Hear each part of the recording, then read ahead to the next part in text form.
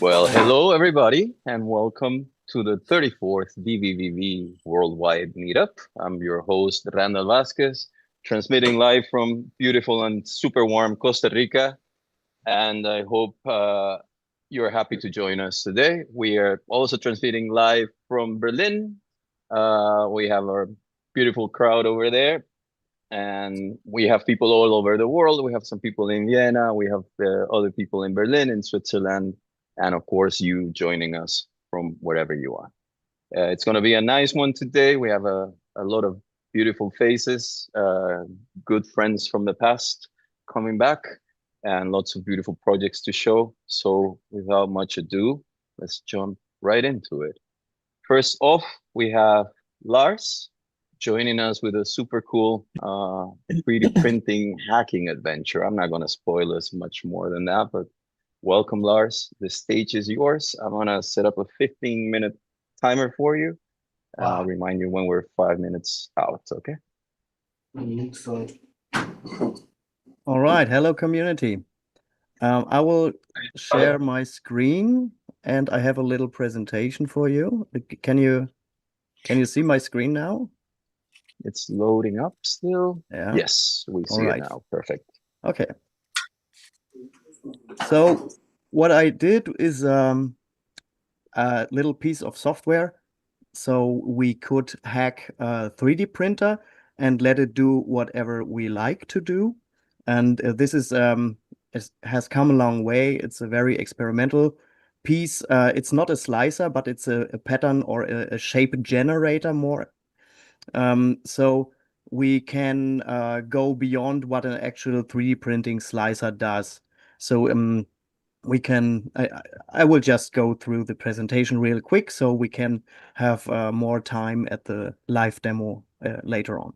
So the program is called PPPP. It's a parametric printer path programmer. The working title is more or less just a pattern generator, but yeah, pun is intended here. So a little bit about me. I'm a CAD teacher, so I have background in 3D modeling, and I'm an industrial designer, and I love CNC machines, and I lead the rapid prototyping lab in Kiel at the University of Fine Arts and Design there. I like to tinker. We have built several machines. I like to patch in vvvv, and I like to hack machines so that the students can go beyond what the technology just offers out of the box. And vvvv is like a perfect tool for this because it has lots of inputs and outputs, and you can manipulate the data very directly, as you all may know. So this project has come a long way, as I said. We've been at the Node Festival in Frankfurt in 2017 with Jens Ewald and me showing here the ceramic real-time printing workshop. It was a real early version where we had no user interface, so we would stitch the geometry together from like circular spreads and zips and conses and whatnot.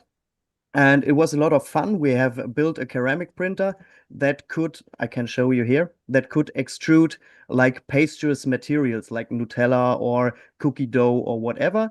And we could create the geometry for this on the fly in real time with this software. Was a lot of fun. And since then, the project has evolved a little bit. So you might remember what it used to be in vvvv. Lots of frame delays, lots of bin size shuffling. And it was a real relief for me when I got to VL.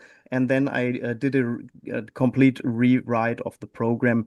Yeah, I took this opportunity to dive into the VL sphere that I had not touched before. So what can we do with this, or what did we so far? We do structural research for microstructures or yeah, in various appliances. Because at our university there's the Department of Industrial Design where you could research yeah, like discrete shapes. And of course, in the Xmas season, Christmas season, we have let run the pattern generator in the snowflake mode, and we could create some funny candy bowls made out of snowflakes. In the bottom corner, this is some festival beverage coins that you can use for returning your empty glass and get your money back. I don't know if this is only a German thing, but yeah. And of course, we can use this as well to just directly put the 3D prints on another materials like fabrics of all sorts. As I said, we are University of Design and Arts, and we are going to we always try to research these the boundaries. We try to test the boundaries of what is possible with the technology.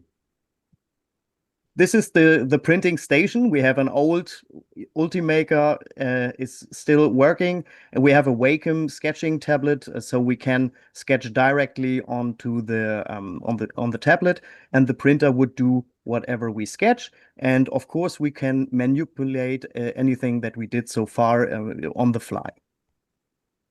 This is just a mess of shapes here. So we have basic geometry that we can create, like circles, squares, triangles, and so on. We can do Wacom mouse sketching, as I said. We can even import vector files like SVG format. And we can do instancing of the shapes, and we can manipulate all these together. So this will be more interesting to watch in the live demo. This is only just to show you quickly what's going on. So this is the VL patch. We have the shape generator, which creates the shapes, and we have an instancer that provides points on which the shapes should be created. And then we get to assemble all the shapes, the coordinates into a G code. I won't get too much into the details here, but of course we will export this, or we can use the printer to let it run live with the software, but I can't show this today, unfortunately. And obviously we have a 3D preview, so we at least know what's going on here. So we can create basic shapes. As I said, we have also the snowflake mode I mentioned earlier, and some rather experimental stuff like the random quad here. We can draw stuff in a little pop-up window. We have the option to import SVG files and put them into the generator as well. Then the instancing has several options. So this was quite fun because VL or vvvv provides out of the box several methods for instancing, like the hex grid points spread node and the grid spread node and the spiral spread node. The concentric one I did myself because I couldn't find anything related to this, and I'm rather proud of it. And it does a very nice job. Planned is also like a weighted density map, so we could load a black and white image and it would put more instances in the black areas and so on. But this is planned and not yet finished. As I said, it's a work in progress. I'm not working full-time on it. It's just a hobby project. Then there are the manipulations. We can let the printer run up and down, like you see in the upper left corner. So we can have a Z-hop, and this is a rather dangerous feature, but it's a lot of fun to do this. We can modulate the shape size while it's printing upwards. We can have it twist while it's printing upwards. And also we can create like infills, as you know from regular slicers. We can do union booleans of overlapping shapes. So we get a little combination of triangles. So this is like it's 4 triangles instanced and then combined with the boolean. And what's rather technical but necessary is this extra brim here. It's done with the Polytools offset node, and it's nice to have, especially when you need cooling on the overhangs. But this is rather technical, so I won't get into this too much. We can do the live sending via the RS-232 node. This is from the vvvv sketch patch, but this works more or less the same today. And what you see in the middle is the code that the printer will read. So we have like the X, Y, and Z coordinates along with an extrusion value that tells the printer how much material to push out of the nozzle while printing. So as I said, we can write this code onto a SD card and send this to multiple machines, or we can have real-time printing along maybe even with sensor feedback of the surroundings, but this is not done yet. Okay, so I think this is enough for a quick overview. Let's just hop into the live demo, and I hope it's still running. Yes, can you see the VL patch? The preview? See it, and I just want to let you know we're 5.5 minutes away, which I think is good. No, we're at the demo time now. Okay, Very excited. I'm rushing through. All right. So please feel free to interrupt me if you're interested in anything particular. Otherwise, I would just roughly go through the options and try see if I can combine something to create something interesting here. So we have obviously the simulate the play button on in the top left corner. We can save the file to an TXT or G-code file for later use. And there's the functions for generating the shapes, the instancing. There's some printer settings, along with some job info like material usage and time. And there's a little bit about me and who did this and why you shouldn't use this at all. Okay. The shape size is the most obvious. I can change the size of the shape. I can select what size, what shape I need. And in the case of the circle, there would be like in the circular spread. In fact, it's just this. I can increase or decrease the resolution of the circle and then have it calculate again. And below, there are some special options that I have shown you in the presentation already. So, for example, I can enable the twisting. And when I hit simulate, then it will just twist every layer a certain degree. And also, we can have it modulate. So the shape grows and shrinks in size depending on which wave or modulation profile we select. So there's the sine profile. Let me maybe quickly raise the total layers so we can get more of these. So we can modulate in the sine wave fashion or maybe in a triangle fashion.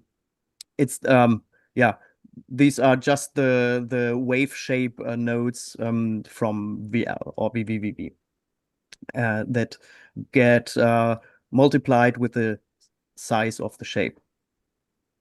And also, of course, we can increase or decrease the modulation amount and play with these crazy settings a little bit more. And there's also the option to let it do more cycles. So I can let it do this twice again if we want to build it upwards. So this is yeah, this is fun to play with, but it has no real use yet, these functions. But if we combine them, we can create some interesting structures, maybe even for yeah, something in the real world that has some use. But even if not, it's still something that students of our university can use, even if they don't have any 3D knowledge. So you don't need to know how to model stuff. You can also select just like, I want not a triangle, but a star. Give me a star and do the same thing. So we can play around with this, and it's like it all interacts. So I can let it twist and modulate in the same time, and it will only store the new layer in a queue, and then we run the simulation, proceed with the simulation. There's also the brim I mentioned. So there is this extra layer And we can also tell this piece, and let me just quickly go back to the circle and disable the modulation. So we can not only print the shape itself, but we can print also the infills. There's the zigzag or the parallel infill yet. There's more to come, but as I said, I'm working on it rather on a not on a daily basis. So as you can see now, it will twist the infill independently from the twist of the shape itself. This is because we can let the infill spin independently. We can change the angle and the density of the infill. Of course, these are all just basic 3D printing parameters. It's nothing really fancy here, but it's the combination of the function that makes it interesting, I would say. So about the instancing, this was all on one point, but when let me just disable the spin and the infill so we don't stress the software too much because it tends to get slow later on. But if we like select a different instancing type here, we could have the honeycomb distribution maybe. There's obviously when we use hexagon, it's more fun. So we can like create these honeycomb structures here and create more of these. And also do the same stuff with these as well. And for example, if we enable the modulate,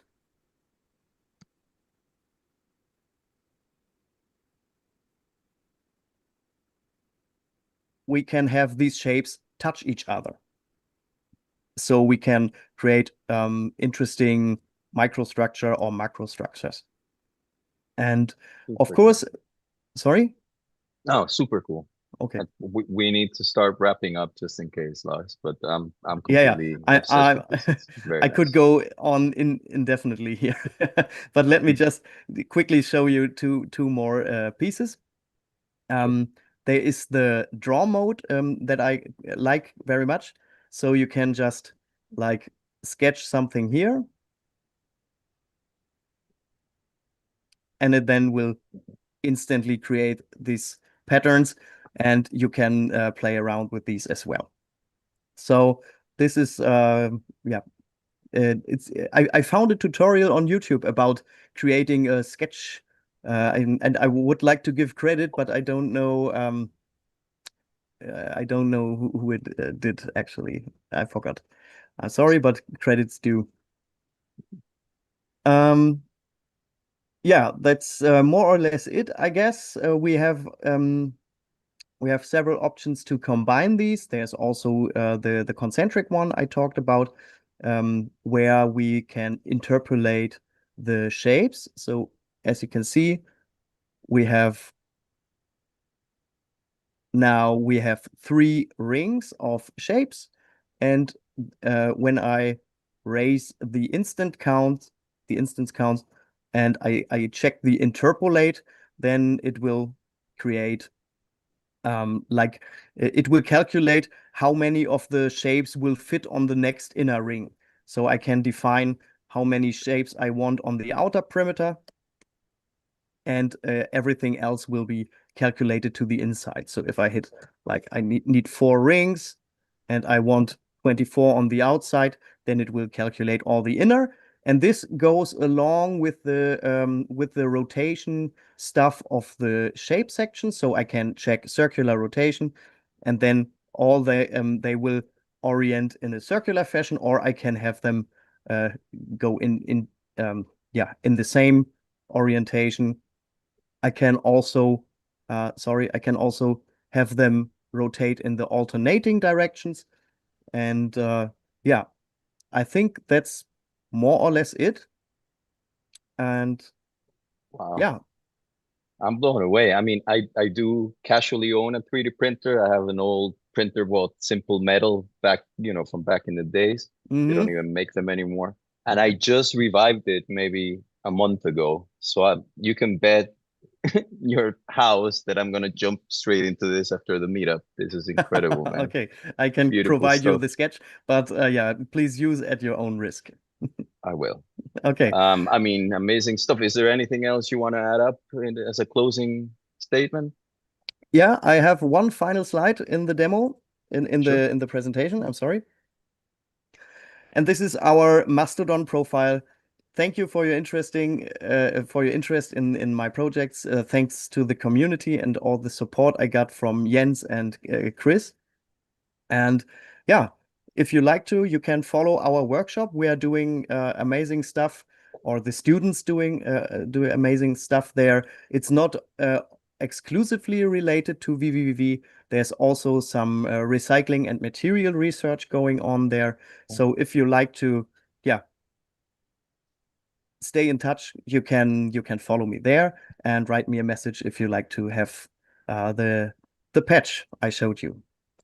All right, thanks for your time. Incredible stuff. And thank you, Lars. I will now stop the screen sharing, right? Sure. Thank All right. you. I mean, big round of applause. This is lovely stuff.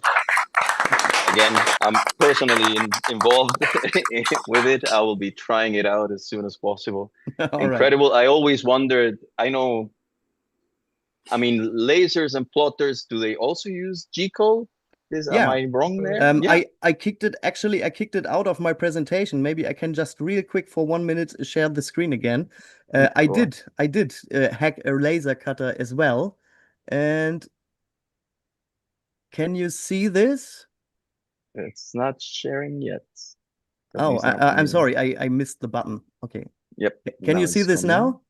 Yes. Yeah, Beta. this one it's a very early version where we have mapped the gray values of an image to the laser power of the PWM signal of a laser. Wow. So we could do laser engraving with this as well. Yeah. Super cool. Okay. So, I mean, incredible stuff. I really love it. I'm going to try it myself, but we do have some comments. I mean, if anybody has any questions for Lars, of course, send it out. I have a comment coming all the way from Brazil in YouTube from Akigong6271. Yeah, they say, love it. I'm currently working on some audio visualization personal projects, and it would be amazing if we would be able to load audio files and then sculpt it in 3D with the audio info. So there you go. I think with an Arduino or Raspberry Pi, it would be possible, yeah. Super cool. So please contact me over Mastodon maybe, and I can, we can get in touch. All right. That sounds amazing. Thanks again. Yeah, cool. Any questions maybe from Berlin, from Vienna, from our Zoom call people, from YouTube, or maybe Element? I'm checking everything. So if you have your questions, send them in. Berlin, I see you're all very shy today. Fair enough. I mean, I love it. I have a lot of questions myself. Like, how do you handle, I saw you could, for example, oscillate the angle. How do you handle it colliding with the mesh that was underneath and things like that? But I think I'll try it out. Oh, it's your responsibility, really. Okay. So there is a certain distance that the nozzle can go up and down without destroying everything. And in fact, maybe I can just really quick show again my screen, because in the first, can you see this? Yes. Yeah, this was done with a very large distance, and it tends to do this drooly frotty styled meshes then. So if you narrow the distance, it will be more of a zigzag pattern, and if you raise the distance, it will just curl down. Okay, super cool. I mean, really, you're gonna be hearing from me. I promise that. Looking forward to. All right. Well, thank you again, Lars. Round of applause again. Super cool project. I would love to see what people come up with out of this one. Up next, we have none other than Tobias. Tobias, are you with us? Yes, I'm here. Hello. We hear you. Just got it back on track. Do you hear me? Yes, and we see you now. Okay, so welcome. Super. The stage is yours. and I will be starting your 15-minute timer right now. Okay. So I'm gonna present the Museum of Change today, together with I don't know who's in the call. Might be Christian or David Bührer or Nathan. I don't know who else is here, but they were also involved in this project. So it's mainly freely accessible audiovisual installation in the heart of Vienna, in the old main post office. And to start the presentation, I'm gonna show you a video, and then I'm gonna dive into the systemics, and we'll jump through some things and try to get everything into this 50 minutes. So let's start with the video. Do you hear the sound? Yes, perfect.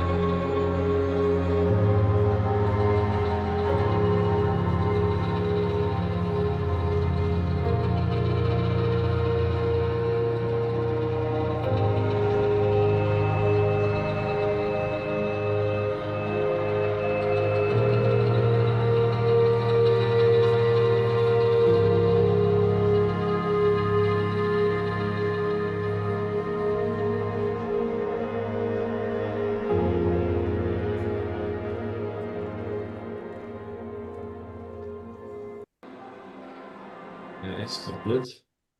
So Very nice. what you see basically is like an installation in with projection mapping and a 3D audio system, which goes through different spaces. So in the heart of this architecture is the courtyard, which is quite big, as you saw, like 20 to 25 meters, something like this. And you also enter this courtyard through two corridors, basically, which also both have projection mapping inside and then sound installation. And what you see basically is like two, like always AI generated images, which morph through like beautiful noise algorithms from one to the other. Basically, there is a fourth space, which I don't have in this preview here now, which is a restaurant now, which touches the courtyard here on this side or on the other side. Doesn't really matter. And for this, we built a system which is selecting images after parameters. The parameters are like 40 different parameters that you can see here in the interface on the left side, which are, for example, music, art, winter, spring, whatever, wood, metal. And we ask some LLM model to classify the images after these parameters And then we choose, or we give the amount of this parameter, and then the system is choosing the images fitting to the most fitting overlappings of the chosen parameters. And what you see here basically is the whole show control of the system. So first you can select which parameters are chosen. At the moment it's running like automatically because we have an algorithm in the background which is like selecting the values. But you can also just activate here and say like this parameter now has the impact of 1 or the impact of 0. And what you also can do in this panel is like the audio mixing. The moment like we don't play audio, of course, it's like sending every information to the audio server. You can shut it down, the volume, you can make it loud. Then here are some more parameters regarding to the blend modulations. The blend modulations is the transitions that you see here, like which are driven through the noise algorithms. Those are more impacting the tracking on the floor because we're also gonna track the visitors here which are walking through, and they're gonna impact the blend modulation. Then also like we have lasers and lights installed, and everything is controllable over this system here. It's not so interesting to go deep. So what we also have, due to Nathan's effort, is like a timeline, which is based on his Kairos development. And in this timeline, unfortunately, I'm here running this HD, so it's everything a bit compressed. You can set events, and in these events, you can orchestrate or compose. Oh, damn it. I'm so sorry. All No these worries. parameters, basically, that you saw before in the other interface. So you can say, for example, how we composed it now, that every hour at 6, 7, I mean now not, because at 6 it's still light. There are some rituals happening where the show is going to be dark first in the beginning, and then some specific images, movement, composition is happening with light, haze, and laser compositions. And so maybe giving you a bit of an insight to the asset folder. So we're generating the images from a source of images. For example, this is the source image for all these generations. And through the AI, we generate the images so that they are fitting on the architecture, basically. And we have some control nets which are defining the architecture and giving us the depth information about the architecture. This is the entree space, like one corridor that's coming from the south. This is the other space. And and then for every generated image, we have some image folder. In this image folder, there's this classification file, which we generate with the fancy tool Node tool, which is developed by David Bührer, that you all should know. And also we have some text XML file where you can set some tags, image tags, which are containing some topic or some idea of the image, and can be selected through the interface and through the timeline then further on.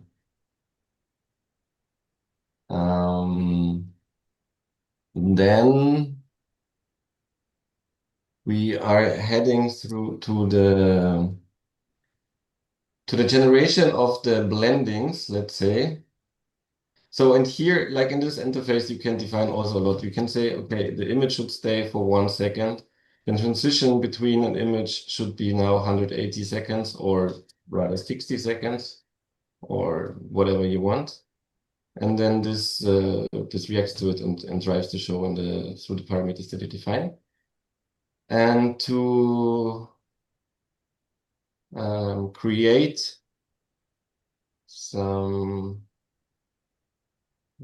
blending presets. So the different blendings are also saved in some presets that can be loaded here. Also, the presets here are classified, so you can classify them fitting to some wood or water appearance, which you have defined here also in the images. Also, the sounds are classified. So we the system creates an audiovisual composition which has a fitting classification. And surprisingly, it works really well and works really good. And it's choosing pictures, sounds, and blendings very fittingly together. Oh, nice. We have 4 minutes to go, just as a reminder. Okay. Then I'm gonna jump to a different point, which is probably also interesting for you, Randall, because we had to calibrate I think I know where this is going. Yeah, 42 projectors in total. And of course, it's a big pain in the ass to find all the positions of these projectors and provide a properly fitting projection mapping. So we built. Oh fuck! I cannot get this window off there. Here now. Sorry. So we built a kind of calibration tool which works in the space and works with OpenCV triangulation algorithms. Nice. And you have each projector here set up. You can switch to the projectors and you set like different points as much as you want. It always depends on the architecture, how many information and characteristics you find in the architecture. Like if you have an architecture where there's a lot of edges, which are in all the 3D coordinates, then you don't need so much points. But if you are in the courtyard where you have a lot of architecture information, but they are like set on one layer or on one axis, let's say, then you should work with more calibration points. And so we have the different spaces here. This is the courtyard space. Oh man, then it jumps here again. Then we have the restaurant space, which is here. And we have the calibrated projectors, all the projectors for the space, basically. And here we have a lot of architectural information, so you just need like 8 points to calibrate properly. Then you choose a projector, you go to a long time ago since I did this. Oh, then it jumps again. You go to the 2D view. Fuck. It's on the other screen again. And now I cannot change it. I cannot touch the screen because it's very important that, how do I do this now? Maybe I have to change to a different screen. Sure. I think I know what problem you're having because you need this thing on full screen for the points to match reality. Exactly, that's the point. Yeah. So now I'm sharing with 4K. I hope you can see it. And then you have like the points that you set before, like here's the 4, here's the 6, and then you can move this quads here around. And this is reprojected on the architecture, and you find this point in the architecture. So for example, the 1 is a, how do you call it in English? A Feuermelder, like a fire detector here in the space. And we know this where it is, and we know where it is in the 3D model. So I knew where to set this point 1. And I hover this quad over this fire detector, and you fix all the points like that. And then you press solve, and mostly it really works in the first round. And if it's not really working, then you can do adjust a bit. And squeeze it around until it fits well. Wow, man. This is a And very professional setup now. yeah, I mean, we kind of needed some solution like this for being able to calibrate like 42 projectors. Otherwise, you like it's a complete pain in the ass. Yeah. And then we still have a warping tool here, and where you can create masks and to cut the image out and yeah, do some extra adjustments on the projected image. Incredible. I'm afraid we And have to wrap it up, Tobias, now. yeah, okay. Anything you wanna close us with? I mean, yes, I would actually have loved to show you the module that mainly Christian developed, which is really amazing and really handy. And basically, it's a model for different noise algorithms. So I do it very quickly, okay? I promise. Sure. So let me get the renderer back. It should be the renderer now. Yeah, okay. Doesn't look like it's supposed to be.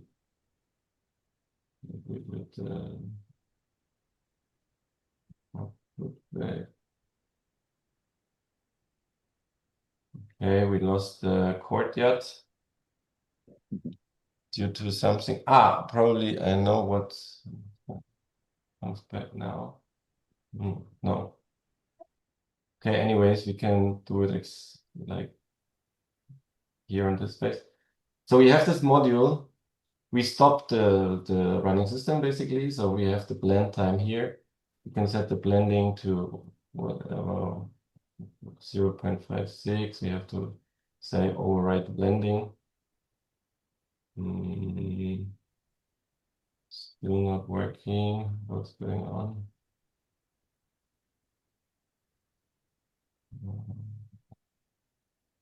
Check if it's running. Should be running. Yeah, okay, anyways. And then you have like with this very nice channel window here. Now it's coming somehow. Okay. You can really like choose your noise algorithm. And okay, I think the timeline is doing some stuff here now. Yeah. Let's go back here.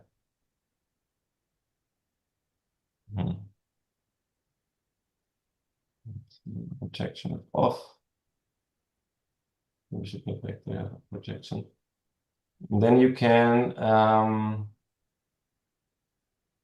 really work with it like an interface, proper interface to generate like visual output that you want. You choose the root noise, you just change the parameters. I don't know, something is buggy now, but you get the point now. We can imagine. I mean, it looks incredible anyway. Yeah, and then you can go through the blend position, you change the parameters, you save it as a preset, you rescan the assets, and you have the preset in the system. And it's like super handy to create and to design actually the space with this kind of tool that we have here now. It looks incredible, man, and very high-end professional solution, no, for such a big scale project. Very cool. Yeah, so that was a quick insight into the Museum of Change. Not to mention is the lead agency is Shah Atelier from Vienna, and we were basically working as the visual team. Christian David Bührer took over the complexity of creating the AI images pretty much, and Nathan created us this wonderful interface here. And yeah, it was a really fun project and very interesting to work with it, and it's nice to have it also accessible to everyone, and it's running every day. So if you're in Vienna, you should go and check it out. Amazing. Well, first of all, thank you for sharing with us this amazing, very technical solution and project, and also very creative. Round of applause for you, Tobias. Yes. Very, very nice stuff. Shall we stop the share so we can see you when we go through questions? I mean, well, I wanted to ask you about the team. You kind of briefly went over it just now. I saw Chris is on the call. He was helping you as well, I guess. And Nathan, you mentioned too. Who is it you said took over the whole AI thing? David Bührer. So, I think you know him. Yes, Yeah, yes. yeah. Our So he dived. AI Yeah. genius. Yes, of course. Beautiful. Yeah, and we Really cool developed stuff, a man. kind of cool system where we have the conf UI workflows that you can save as API workflows in the JSON file. And we put some VL information to some node. And we load this JSON files in v4. And we have actually also an interface that I cannot show, unfortunately. You can change all these parameters and do all the settings that you want. And then you render like a whole bunch of images and on like 6 machines. And yeah, it's like also working basically the whole generation through v4. Wow. Can you briefly touch on the tech stack and the time frame? Like what kind of hardware and sensors and machines are we talking about? And how long did it take you guys to get all this together? So yeah, also not to mention is the Redis database from Johannes was a very crucial thing to have, and that it's working so nicely. So Johannes, big up to you.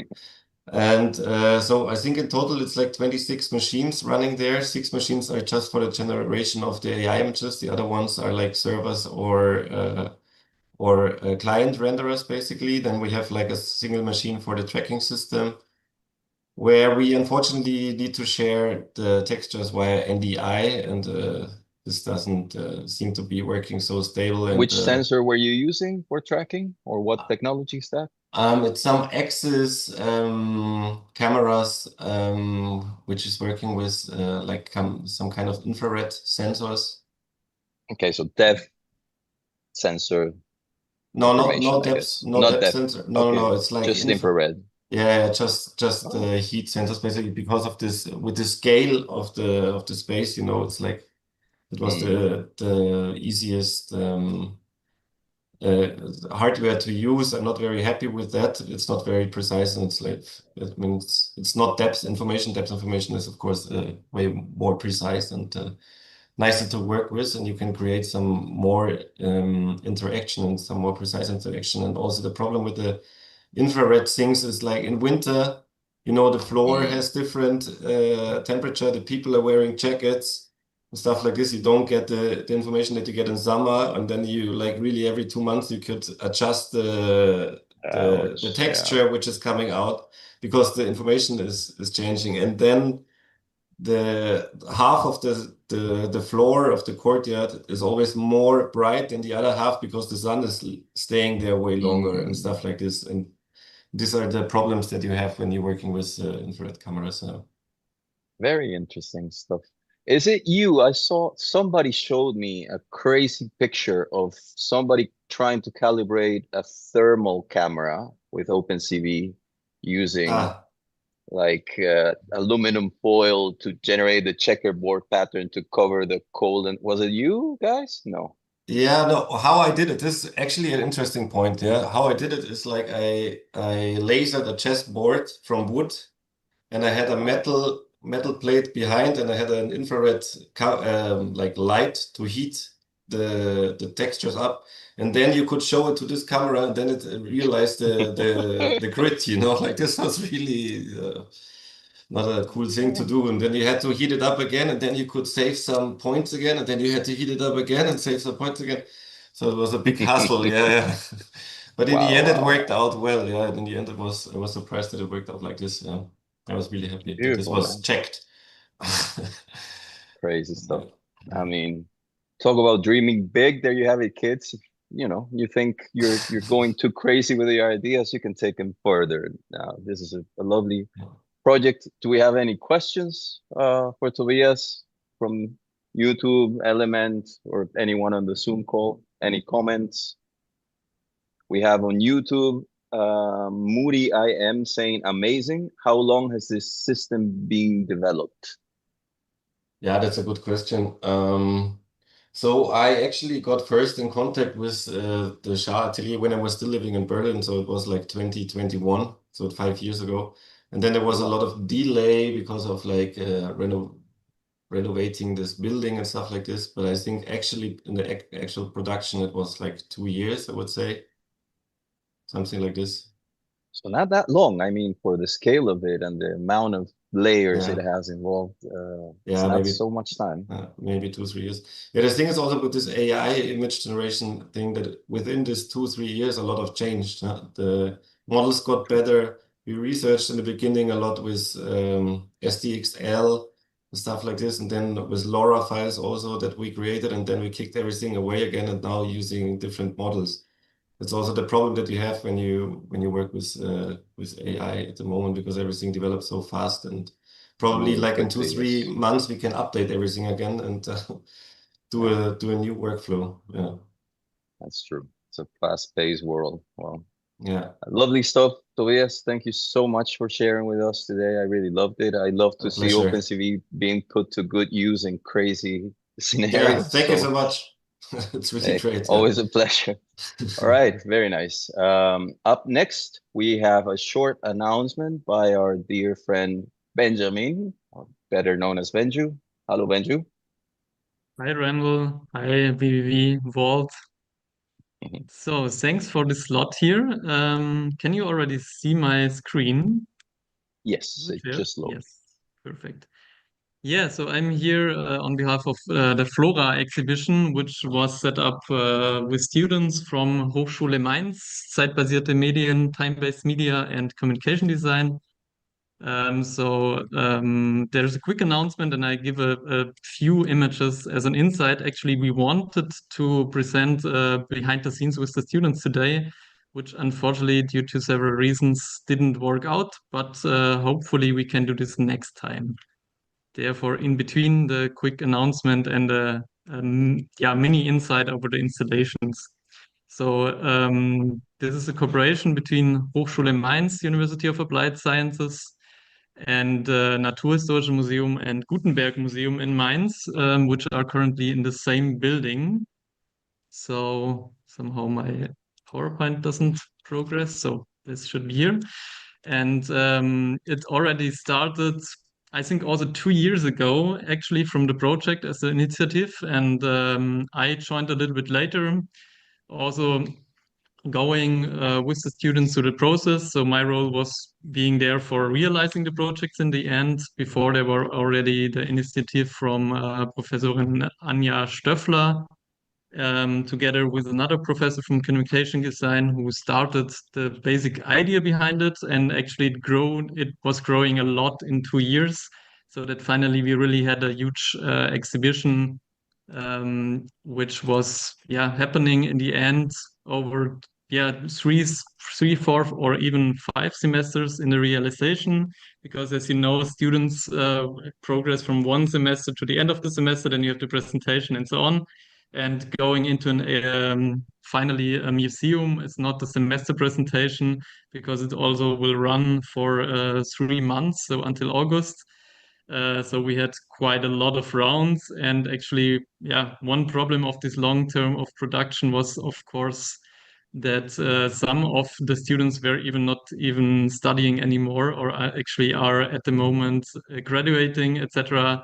But yeah, finally we made it. The opening was at the 7th of May, I think it was, so 1.5, 2 weeks ago, and was really, I would say, successful. And also since then we have a lot of visitors inside. Of course, already some problems in our support channel, but it came quite. So we get quite good feedback. So in general, somehow my PowerPoint doesn't want to succeed here, but this is the whole team, so a lot of people involved, as you can see. I think you will not be able to read it. It's just to see how many people are involved. You may also read some names like vvvv as thank you, because vvvv was involved, but also some known people like Studio Mux and Max Wolf from Meso, who was consulting in between during this whole process, which was not only the realization of the project itself, but also with the scientific backgrounds on information about the exhibition. So what is the exhibition in the end about? So the starting point was about this book, which is called Guard der Gesundheit, which was produced in Mainz, and an early kind of collection of medicine knowledge collected from various sources, like it was back in that day, like Gebrüder Grimm, Märchen, they also just collected them, and the Guard der Gesundheit was one of the first books who collected all this knowledge together. And because the Gutenberg Museum and the Naturhistorische Museum are together at the moment, this really led to kind of as a starting point from this book to the knowledge about nature science, about also biodiversity, etc. And I brought back this plan because the Guard der Gesundheit is one part of the exhibition, starts here, and on that side there is the Gutenberg Museum, if you can see my mouse cursor on the right side. And actually then it goes more into nature exhibits in the Naturhistorische Museum on that side. So this is passing through from one to another museum, and that's an overview of our works. Like as a short intro to what happened in the exhibition, this is the Guard as one of the, it's not the original, but because it was book printed, it could have been already copied back in that days. So this one was organized, I think, from a museum in Frankfurt in the end as a copy. Benjo, we're still seeing, at least on my screen, what I see still the map, this kind of yellowish map. Yeah, I have some struggle here with my presentation. So here, this is the book now again, no? In the exhibition, but this is actually the only analog medium, I would say, which is exhibited there. Then there's a lot of screens in the end. So we had this some screens which are inside of this glass house, which are some of them interactive, some less interactive. In this case, it's actually just an interaction where you pick up the headphones and then the video plays back. So it's an interview of each one of those 5 minutes. This is about female, in German we called it HerfluencerInnen, because these are female influencers back in the history who actually also contributed a lot to this whole collections of knowledge, but are not so famous in the history, unfortunately. Then some are starting also from the book itself and the knowledge in the book. So this was one of the works where we have a touchscreen. You can select different how is it called? Like different problems. Like you might, for example, have a cough or a cold, and then you can understand like what the guard says, what helped against it, and get some background information. But also illustrations and animations in the background in this little nice window. So it's called Heilpflanzenfenster, so herbal window. I don't know the name for Heilpflanzen. So actually quite simple touchscreen interactions. This was one of the projects where also vvvv was used. So the UI is actually in HTML, but with a WebSocket, then it's just an image player in the end. So it could have been done, of course, all in vvv, but due to the process and several people involved using different technologies, in the end, some of the works were kind of a fusion between different programs. And actually this UI in a web browser full screen combined with vvv as the media player was happening in several works in the end. So we had also an AI generated or an AI included work where you can draw in the end your input as a small drawing touchscreen, and in the end with this Flora Forge installation in the back there's a LoRa also which changes it in the style of the old book, and you can send it into our huge garden, so the Flora Forge garden.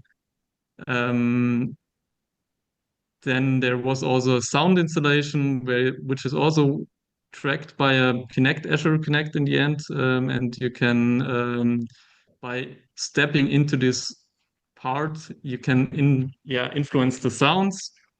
So in the end the concept is that you can actually be the disturber in the nature sounds. So in the end you would only listen to a nice sound if you are quiet, if you sit down, if you enjoy to be in the nature instead of disturbing it. So eventually there's also more on the next meetup. And yeah, I think that's basically already. We have some more works. I think one of them I was just skipping now. Let me see if I can go back here. Check. No. Okay. I think next time we will anyway see more. This was actually the last part, which also goes outside of the museum then. So there was even a little garden then in the city with the plants from, or is still, of course, which are plants which are from the guard of Gesundheit, and you have then these little QR codes in which you can scan, and then in the end it leads you to this herbarium, so you can kind of collect all of them and have it on your smartphone, but also get a QR code which you can then open in your browser. So to get some background informations, but also some nice stories about it. And Very nice. yeah, I think that's basically it. Last thing on vvvv, this was a fast thing on the end. In the end, I just have this quick screenshot. Eventually, I can tell more next time. This was actually then finally the control panel, because we had to set up some timers, and we are using these smart home devices in the end for timers, which was actually quite a quick solution in the end, while already setting everything up, because the timers we first had were not working as we expected. And so this is a MQTT controlled Tasmota devices, if anybody knows it, which is pretty cool, because you can control and send different commands or timers also to them. You can program them all in one as a group. So this was actually a quite simple improvised power management setup in the end, which I tuned up a little bit, and even in the end you can check also the how much energy was consumed. So it's actually pretty cool. Only I have to say, if you have to calibrate them to get exact values. So this is something we are still on it, if we are using it or not. But in general, this was quite a nice little intro for like how to do this power management in MQTT. And yeah, that was vvvv. We have a lot of things happening, so check out the program of the Ausstellung if you are in Mainz. There's basically not every day, but almost every day something happening around it. This program was set up with the Naturhistorische Museum, Gutenberg Museum, but also Anja Stöffler, who was doing a lot of orga behind it. And basically back to the screen with all the people. So beyond Anja Stöffler, there's also Katharina Kasinger, which was joining the team, which was really, really very helpful, like very important for the exhibition. She was doing the whole exhibition design, and also even researching technical parts, doing all the organization, project management. So this was really, really a great team with especially Anja and Katharina, but a lot of more people involved making this happen. Also, of course, it has been funded from various partners. And if you are in Mainz, if you come around, if you are close by, it's still running until the end of August, or 23rd of August. Come and pass by. Let me know if you want to have a quick look behind the scenes. Then I'm happy also VIP to try. tour. Yeah. Nice. Super cool. Well, thanks for sharing, Banju. Super cool project, bringing technology and the ancient knowledge of herbal medicine together, which is an unexpected combination. Very nice. Do we have any comments or questions for Ben at this specific time? Not eventually. Next time there's the option for more and behind the scenes. It's actually, as I said, it's quite simple vvvv programming in most of the cases, but that's also an application I think where still vvvv is really good at into making things happen. Very cool to see, man. Very nice. Thanks again for sharing. Very cool project. And if you're in Mainz, go check it out. And if you want the VIP tour, just send Benju a DM and you get to see how the cables are connected and what the mess behind the scenes looks like. Yes. Super cool. Thanks again, man. Thank you. Up next, I'm sending it over to, I believe, Vienna with our dear friend Christoph, Mr. Czech. Are you with us? Hello. And Ben, I think we need to stop the screen share to let Czech come in. Right. Thank you very much. I will just follow up with another quick announcement. I am at the moment at the Bühne im Hof in Zang Pton, which is a small city nearby Vienna, just 20 minutes away. And if you are around in the next 2 days, do you see my screen? Yes. Yes. Yeah. Yep. I would like to invite you to also a students festival that we're hosting at the Bühne im Hof in St. Pölten. It's running for 2 days, for the next 2 days, Friday and Saturday. And it's basically a festival held by students from our department for experimental media in St. Pölten. We have bachelor students involved, master students, and exhibitions, performances. And yeah, we're also providing the huge mapped infrastructure. Maybe you have seen it already somewhere on social media, but I will actually like to, because Benju, you just said somebody was up to present something today. I would like to introduce you to Ash, who's also in the call. And Ash will play tomorrow a performance at this festival. And I would just like to introduce her quickly. She did an internship at our studio in the last winter for 6 months, or 5 months it was, not 6 months. And yeah, of course, she got into patching V4, and at some point she decided to do her bachelor thesis with that. So I think it's pretty cool, actually, also how it evolved. She built like a nice MIDI controller, but I don't want to spoil the presentation, so I would like to pass the word to Ash. Thank you very much for signing up for this. Oh, super cool. Ashling, welcome to the community and the meetup. How are you? Are you with us? Hello.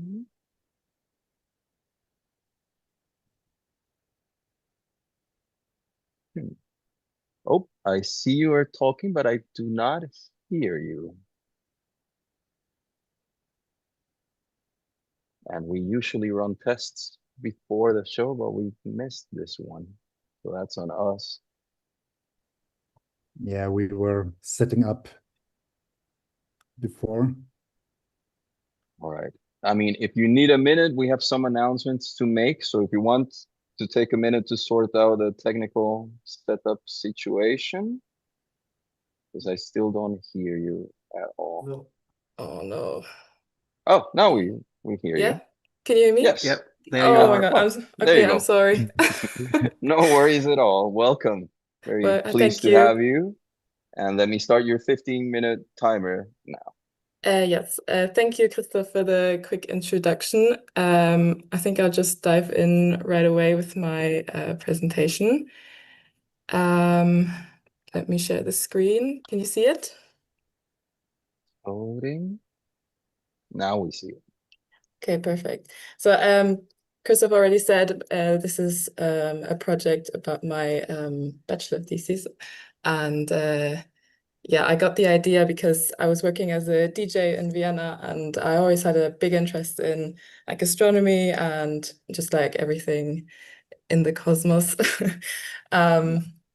So I decided to do it with vvvv as I learned it in the internship. And I created an audiovisual live performance, which I'm also presenting at the festival in St. Pölten tomorrow. Yes, and I'll just start right away. So this is one of the images that you'll see later on. And I wanted to create a mix between like data input in vvvv and live controlling it with the controller. So it contained of 3 different parts. It was the system running in V4, then the building and developing of the controller and mapping it in vvvv, and also mapping the controller in the DJ software. So I didn't want to make it audio reactive, but rather like control it simultaneously, the audio and the visuals at the same time with the MIDI input. Yes, so this was my question, but we can skip that one. My first step was the data research and to get like the right data that I could map into vvvv that would make sense. But I want to say that it's not scientifically correct in any way. I just used the data to feed my visuals and make them like aesthetically pleasing, I would say. So I had a look in different like sources of the NASA or the ESA, and I found data in CSV and JSON format that could work. And so I just started patching really, and yeah, made it look like something that people would enjoy, I would say. Yeah, so I had 6 different sources, and each source is just a big amount of data that I just had to like work through at first, and then I took out the parameters that make sense to me, and I mapped them in vvvv. For example, this would be like a star catalog, and I would take the brightness parameter and map that onto the particles. Yeah, but I had very many trial and errors, and yeah. Yeah, the second part was to develop the system actually, and to like think of the visuals that I wanted to see. And I decided to do particle systems, and I wanted to like tell a story. So it's 3 acts, and it starts with like a bit of minimal, a very simple particle system, and then it like maximalizes, it gets more stressful and faster, and in the end it collapses. So these are visuals that you could see in the cosmos as well, like with supernovas exploding or whatever. So I'll give a short live demo later on, and then you'll see what I mean.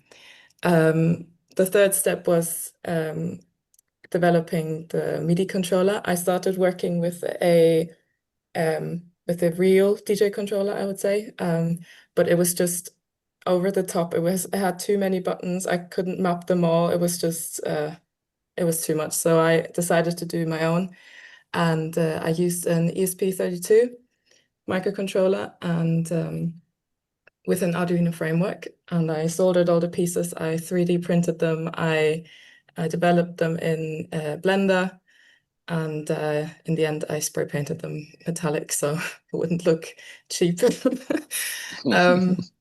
Yeah, so that was a big part of my work in progress. And yeah, the end, at the step 4 we can skip because that was just part of the bachelor thesis that I had to do an evaluation. So these are the 3 acts, just screenshots from vvvv. Wow. This is the more like minimalistic start of the story. This gets more stressful and just more engaging, and this is the last part where the collapse starts. So you can see that I use different kind of particle materials, and just like to just not just make like these regular particles in Act 1 that you can see a lot. So I tried to bring something else in. Yeah, so here you can see the 3D model of my controller. This was the thing that I printed, and these are the images of the finished controller. I tried to Did you give it a name? I'm sorry, did you give it a name? Is it called something special? No, I didn't know that was a thing. Maybe I should think of something. But I tried to like make it suitable for the cosmic theme. So yeah, I printed these knobs and everything, and these are the play and hot cue buttons, and these are the volume faders and the tempo faders, and these are just filters and EQs. and on the top I've got the loops and the jog wheel. Yeah. Super cool. Thanks. Yeah, the mapping in vvvv was basically just translating the MIDI signals that ranged 0 to 127 onto certain things. For example, I have a track selector button, so the system knows which track is playing and which act is now active, and which particle system is coming in, and then the faders, like the volume faders, determine how many particles are in the system, and several other parameters. For example, just noise in the system, in the particle systems, and yeah, just mapping it onto the filter, for example. And yeah, this is, for example, a MIDI patch for the orbiter camera. That means if I use the jog wheel, the orbiter camera just flows around the particle system to bring more dynamic into it. Yes, this was a patch about parsing the astronomical data. I had 2 of them, one for CSV and JSON. And this was, it's very small, I'm sorry, but this is just the overview of the 3 particle systems. You can see at the bottom how many elements are active, depending on how much I've turned up the volume.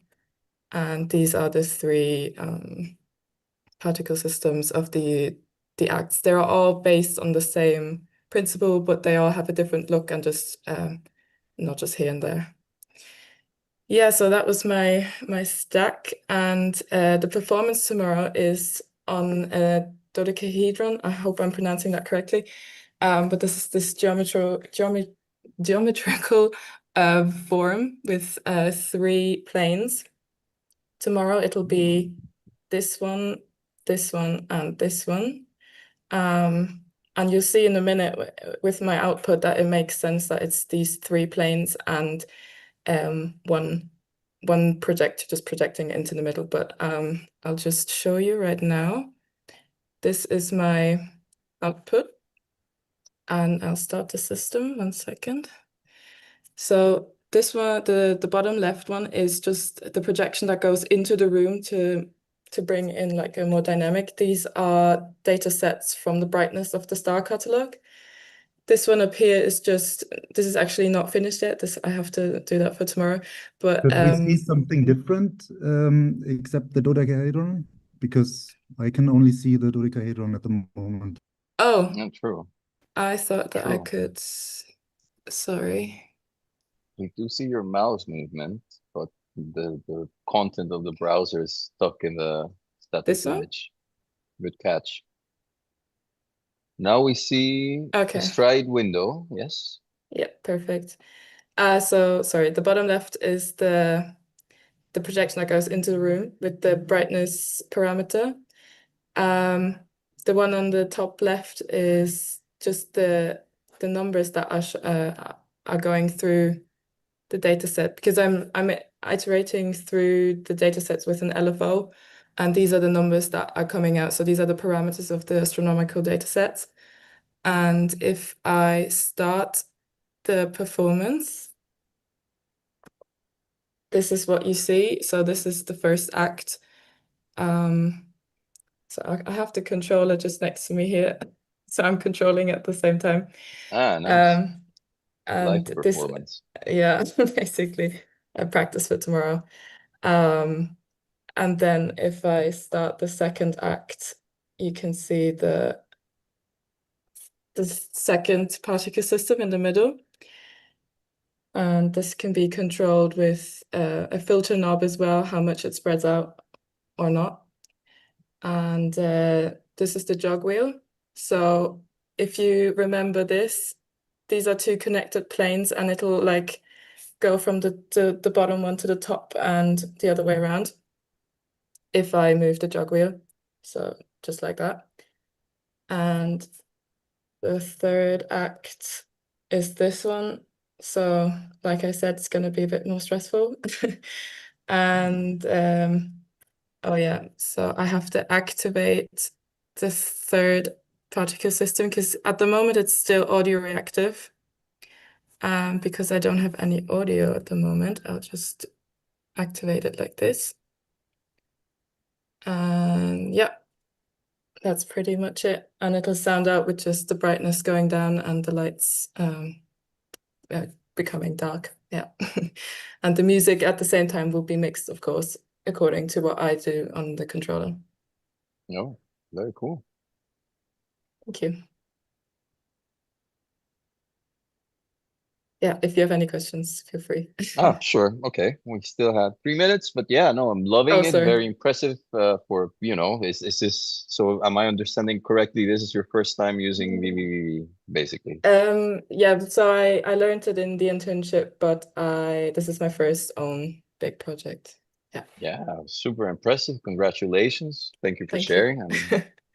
Thanks. And you were all over the place, no? So you were 3D printing and soldering and making your own controllers, figuring out how to make it all talk to V4, making it all talk to your graphics, audio processing. I mean, you really got the full 360 V4 experience, I would say. And your patches were looking clean, so your teacher's doing a good job there. So thanks for that, Chris. Yeah, he made sure. That's good. That's good. It helps. It's not just tradition or something. It really helps you when you're deep it in makes trouble. sense. Yeah. Yes. But no, super cool. Do we have any questions or comments for Aisling from Zoom, YouTube, Element? I see something on YouTube. They're asking Aki Gong, which was all the way out in Brazil. He's asking if the audio is also being generated live, and he's saying that vvvv is so inspiring. So are you generating the audio live? No, I'm not generating it. They're pre-made songs that match. You're mixing and playing it live or something. Yes, I'm just mixing. I can show the mixing software. So I had to, oh my computer is at a limit. This is the mixing software, and this is where I mapped my controller. So there's an XML and a JS file for all the MIDI controls that come into the software. And yeah, so when I use the buttons, they just go up and down. And it's just a regular DJ software. Yeah. Very cool. Thank so you. I would comment, I had the honor of taking part in a project by Marshmallow Laserfeast, a lovely studio from London that does very, very beautiful projects. And behind Nathan's mind, we had one called Distortions in Space-Time, which was all about galaxies, black holes, which I think might be right up your alley. Maybe you can get some inspiration or ideas where you could push this even further. So have a look at that if you want. Shout out to Nathan. And I also know are you planning on going, well, maybe I just segue into our link announcement. So we have this beautiful activity coming up in a few weeks. It's called Link. It's basically like a V4 camp gathering type situation. We're going to a very beautiful place, and I will show you more details about that in a minute. But what I wanted to say is the people who are running, well, part of the people who are running this beautiful place we're going to, which, if I'm not wrong, is it Quadrature? Is it the studio name? Somebody can correct me there. They're also very much focused on installations regarding the topics of space and data that we get from satellites or all these kind of things. So I think that might also be a source of inspiration for you, or potentially even future definitely. collaboration. So yeah, do we have any more questions, comments? You're getting congratulations and immense work. I did wanted to ask, how did it feel for you V4 coming from other tools? I mean, I assume you have other technical background and knowledge of different tools. How was it jumping into V4? How did it feel in comparison to other tools, workflows? What was good about it? What was painful about it? I must say that I'm not the best in like the traditional coding. So I didn't have much like previous knowledge before I started my studies, and we didn't go into depth a lot. But with vvvv, it just came to me naturally, I'd say. Maybe because of my 3D background in Blender. I think at some point it just made click in the internship. I did loads of tutorials and stuff, and at some point I was just like, okay, I'll just try something out on my own, and it worked, and that's when it clicked for me. And I really like, worked. yeah, I really like the node-based character, and yeah, that I don't have to do the syntax of traditional coding. Yeah. Lovely to hear. So some encouraging words for our beautiful devs in the room. Yeah, well, thank you again, Aisling. Lovely project. We hope to see more from you going forward. I hope you just join our community and keep bringing us your beautiful work. And all the best in the performance tomorrow. Hopefully someone from the community can drop by. Thank you. There's a live stream also. Thank you. Yes,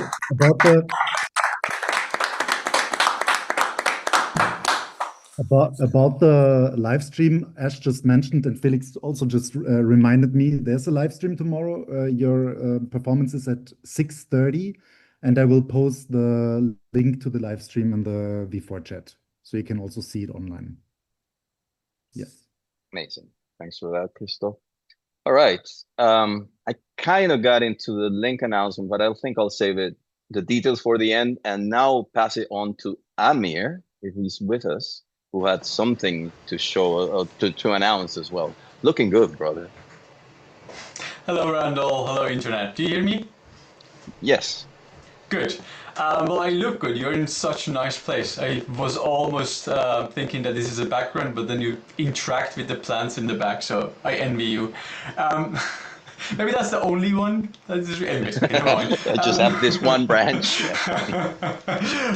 Cool. So I have a really quick thing to say. If you remember, last year in summer, in September, we had a special vvvv meetup that it happened at the Ars Electronica Center in Linz during the Ars Electronica Festival. Shout out to DLVR, Simon, who did heavy lifting to put that event together. He is also involved in the coming one that I'm going to talk about, which is this year in September during the Ars Electronica Festival. We are going to do another vvvv meetup and more.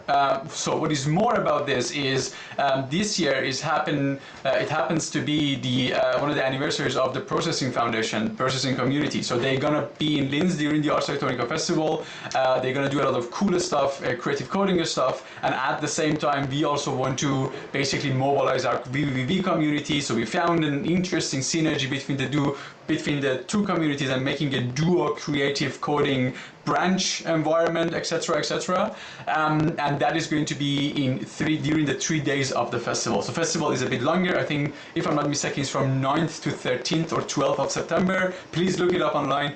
And at that time, we have some Easter eggs for you or whoever who wants to be here. So first of all, one of them is a sort of a creative coding branch, a late breakfast. I don't want to promise anything, but you could expect square pancakes. That is something I had to double check with you before making any promises, but we'll see.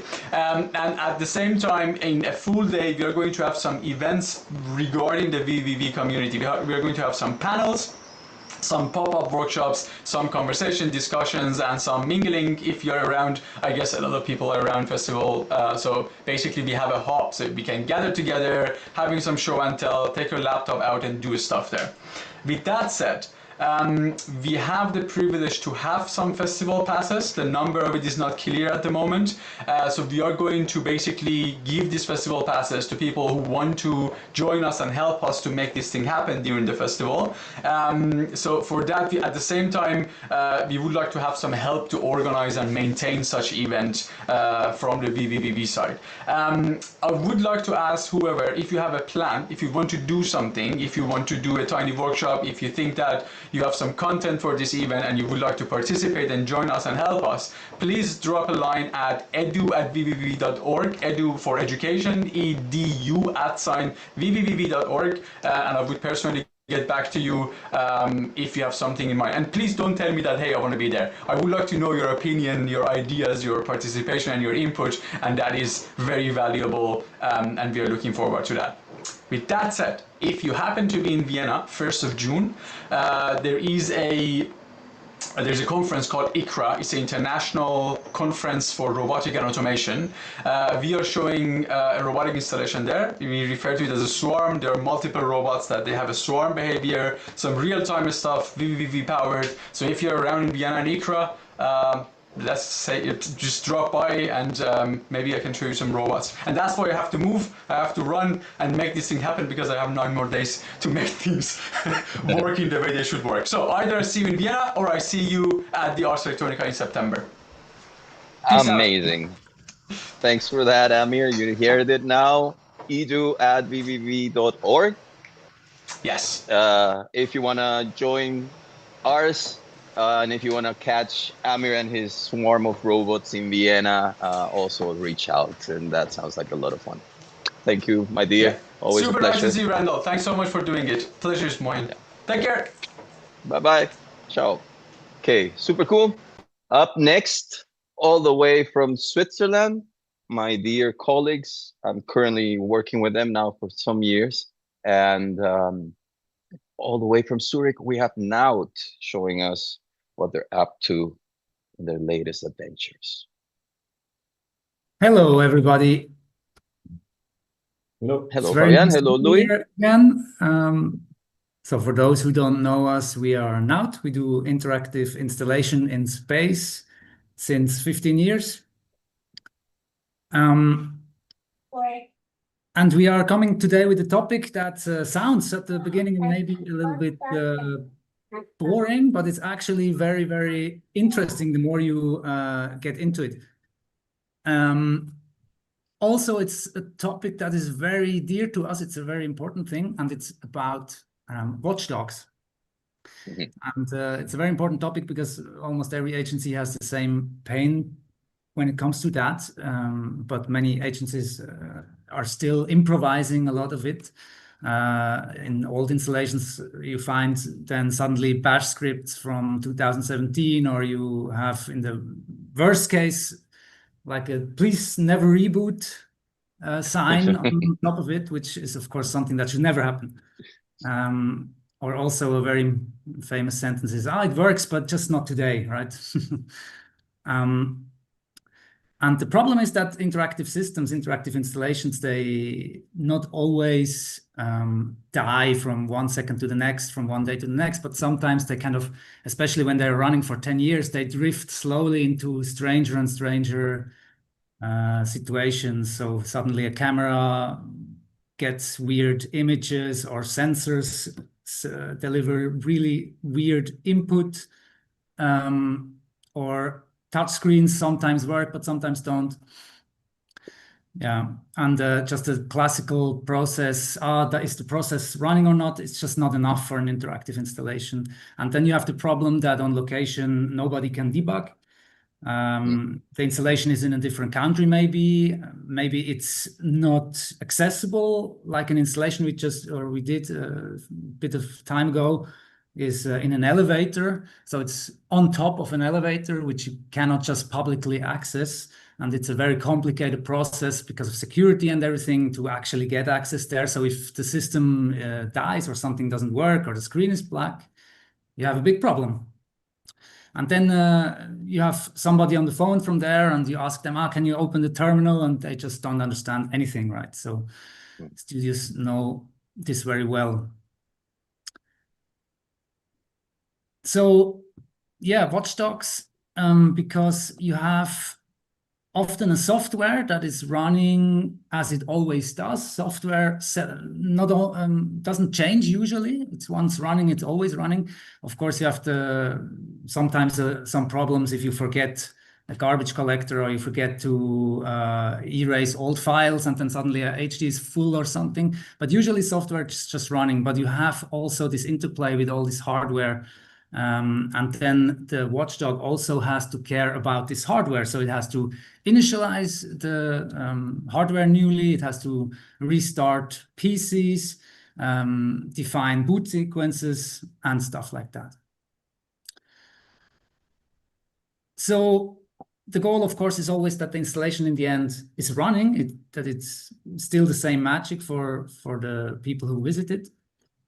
And this is a very different to normal software. Normal software, it can show sometimes an error message. That's fine.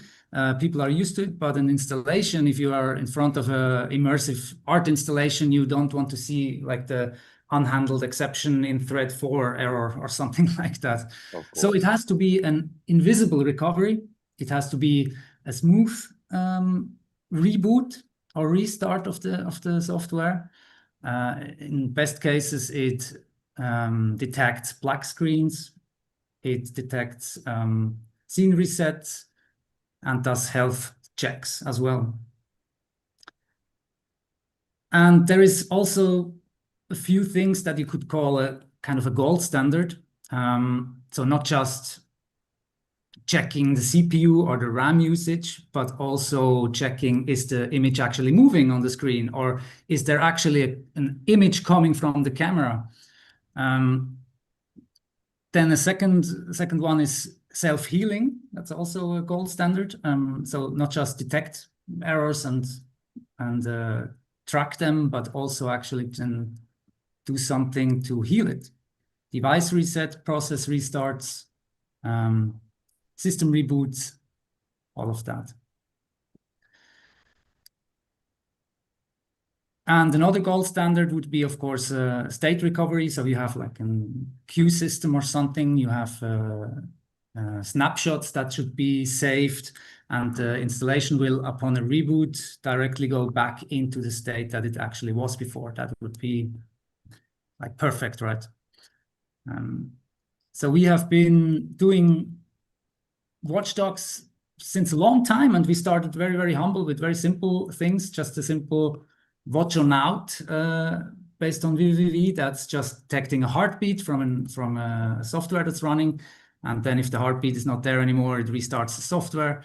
But it has grown since then, and because every installation is very different, it's very difficult to predict what the Watchdog has to be able to do in a new installation. And so we came up with kind of a solution that cannot do everything, of course, because every installation is very different. But it's a very, I would say, a solid core that is possible to then be extended to different cases. So much for the boring part. Now I'm stop talking and we'll hand over to Patrick, who will actually show the magic behind this watch on out. Amazing. Mr. Patrick, lovely Yes. to see you, man. Hello, hi there. Now it's exactly the moment my little one came over.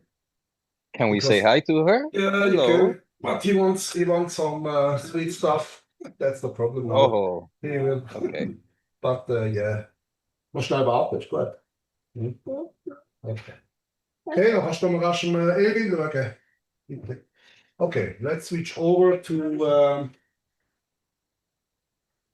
the Watchdog, not the Watchdog, it's a system to control a whole museum. It's the Wahl Museum in Munich, which is kind of hey, muss man noch nicht rein. Sorry, 1 second. Oh, Okay. That's a museum where you can take selfies and try out different stuff with the phone. And obviously, or not obviously, but there's like, it's quite huge in terms of the amount of systems and computers running there. So let's switch over. The idea was to give you a live demonstration in Munich. It should be closed now. So hopefully. if you happen to be in Munich, maybe get ready to see some funky lights. Yes, yes. Good. Did it switch to the team viewer? You? Can you see something else now, or you still see my camera? I see what seems to be a frozen, blurry image of an InGUI interface, but it's not really Blurry. somehow blurred. Maybe it's the Is it blurring your background somehow? Yeah, it's probably the stupid filter is activated again. I just deactivated it before in Zoom. Oh no, shouldn't be blurry. But maybe it's too small. It's just very small. That's why. Weird, because everything like the menus, the cursor, everything seems like blurred. Okay. Do you want to maybe try sharing again? But if I switch back to my picture, is normal, right? You look perfect, yeah. Yeah. So then it's just the resolution. But let me check if I can zoom in a bit. No, not really.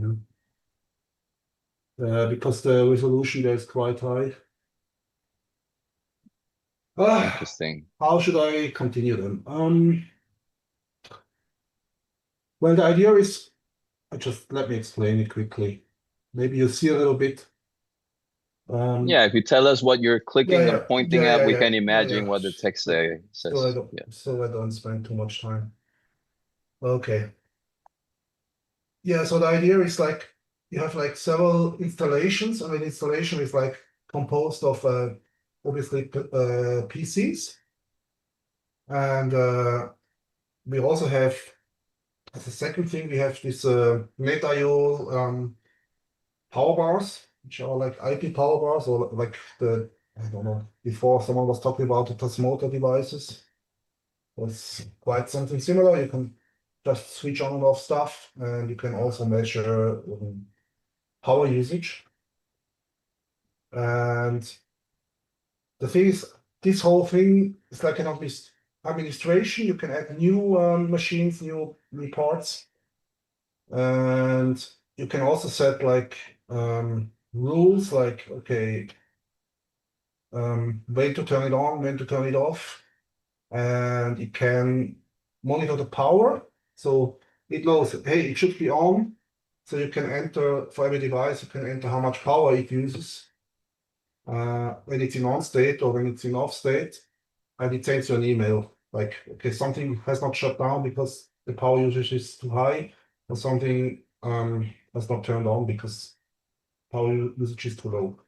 You can do stuff like that. You can also, it's a pity it's so small, but you can also, the patches, they send back a ping signal. So they actually know, you actually have control over the whole startup process. You know, hey, the machine is started up, you even know Windows has started up. And then you know, okay, V4 has started up and the patch has started up. Stuff like that. Then you can also directly jump to I don't want to talk too long, but you can jump to the web interface of the power bars. See what's going on there. For some reason, it doesn't let me. It lets me. This is one of these NetIO thingies. Here I can also turn on and off stuff. And I can turn on and off stuff like individual machines. I can turn on and off an installation, or I can turn on and off all installation. Let's try to do that. So yeah, maybe you probably don't see too much because it's too small. But yeah, you see that now it tries to ping the machine, and once it's up, it says it's green. And then you also see for every installation, you see what's going on. So, bit of a shame we can't see, because clearly you've put some effort into this beautiful UI. Yeah, let me try something very quickly. I can try to change the resolution. Let's just see if it does anything for us. Oh, yeah, maybe that's the problem.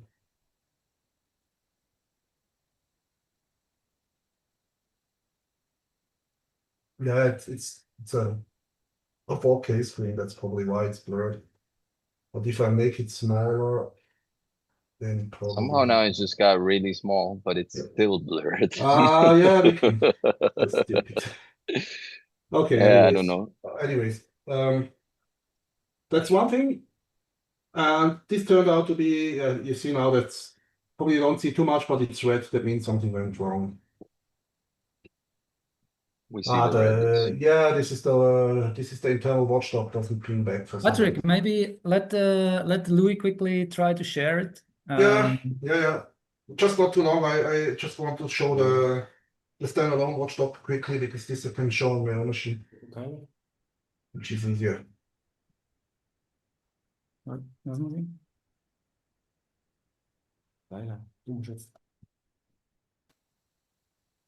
So we're saying this is not only monitoring how much power consumption is going into each individual outlet, it's also monitoring the different stages of the operating system as it boots and loads in, also the patch itself as it opens up and loads. This is very sophisticated, no? Exactly, and it's grouped in like, one thing is maybe a photo station, one is a big kaleidoscope with mirrors, and it's like groups. Sometimes you have like one installation, it's like 5 machines, maybe 2 for tracking cameras, 1 for the rendering, whatever. So it's like connected together to one thing. So if one, for example, if the tracking is not working, it will show you on a higher level that this installation has some problems. But you can also go very deep and then see what exactly is the problem. Go down this hierarchy. But it has some problems. It was maybe a bit for the first go a bit too much. So now we see the UI. Yeah, now we see probably the UI. Yeah. And it's 2 parts. One is like the monitor, and one is the editor to add new stuff, right? Is it now more clear? I don't know. It's now we can make it out. Yes. Yeah. I remember at some point this helped us realize, because I can't remember exactly what it was, but something about we were able to determine that the projector was on but not showing the right image because of how much power it drew or something like this. Is that correct? Exactly, stuff like that you can do. Which is super cool. And you can also send out emails in case something happens. So it sends you an email. You can configure that. Right. Okay. And the second thing I'll show very quickly is I'm still in the stream, right? Yes, we see you here. Because Louis was operating, so I was not sure. Okay. Then we're close to out of time, just in case, Ele. So another 2-3 minutes. Oh, okay. What do you see now? Do you see my main screen? We see the patch with the ImGUI, and then we see, I guess, a smaller. Now we see your browser. Yeah. But that one's blurred for some reason. The other one isn't, which is kind of. This is still blurred. Okay. Anyways, maybe it works because this GUI is much bigger.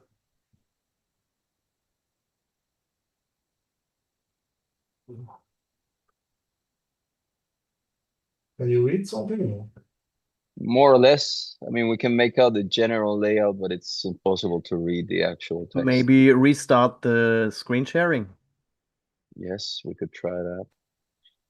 Odd that it's only with you and that it's blurring. We've never experienced that before. It's like treating it as a background or something. Okay. Yeah, that's a pity. Anyways, I don't. The thing is, like, I made a standalone version of this watchdog, which controls patches, but it's not only like watching if the process is running per se, but it also how to say that the before patches you want to keep alive, they have a little TCP client which connects to the watchdog itself, and they communicate. So they always ping, because we had cases where something was frozen, but with normal watchdog, yeah, the process was still alive, but it was frozen, right? And with this system, yeah, the ping doesn't come back, so it knows after a while, okay, this seems to be dead. It kills it and restarts it.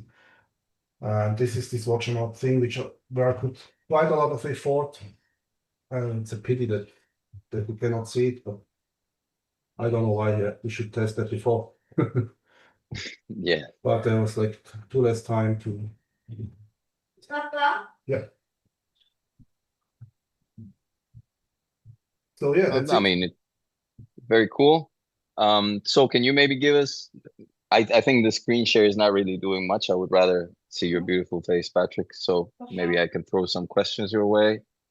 Can you give us a quick list of the features this thing is covering? Like we already said, like power consumption, you have a heartbeat system. What kind of things can we do? Well, this is the second thing I show you is a kind of a smaller thing of the big thing in the Wahnsinn. Mm. You know, and this one is really only doing this pinging and killing and restarting processes, but it does it very reliably. With the Wow Museum, it's okay, it works, but because it's so complex, it probably would need some more love to give it out to others. For us, it's working, but the smaller Watchdog worked quite fine, so I'm very confident. So it's already like 3 or 4 times I reworked it, and it's getting better. In terms, it cannot do more, but it gets more. There's a lot of edge cases, which you can, which I put some effort in to make it reliable. Super cool. So thanks for sharing, Patrick. Thank you so much. I'll do a round of applause and questions for you.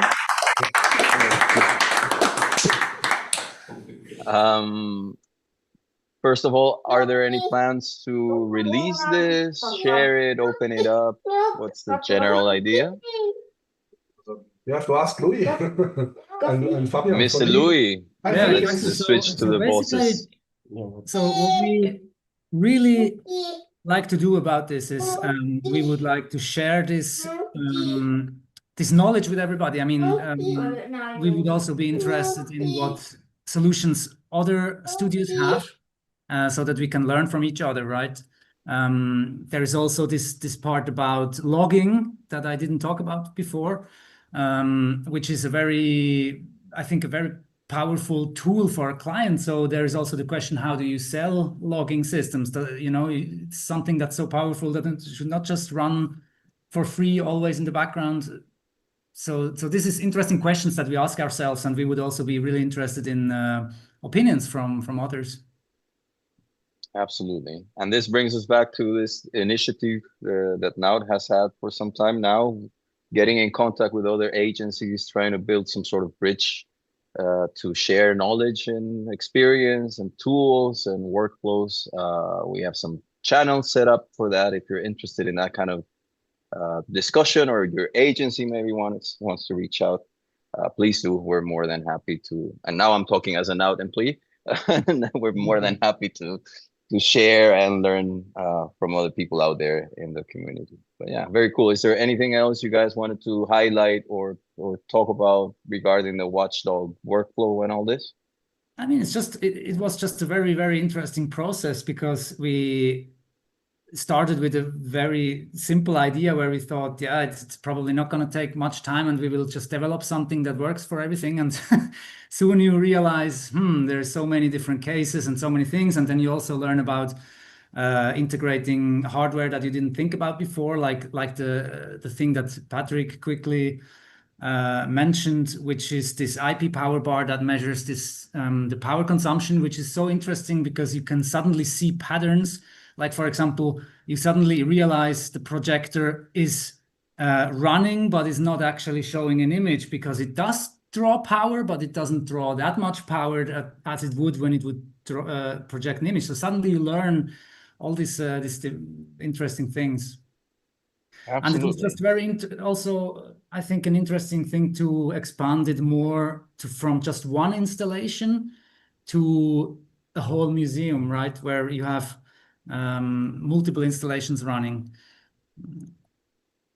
Yeah, potentially not even V4 related at that stage. You have people coming from other studios with their own things, and you can even offer integrating the monitoring aspect to external applications, which is super cool. exactly. Just maybe quickly, if I show just as an example, do you see my screen? Yes.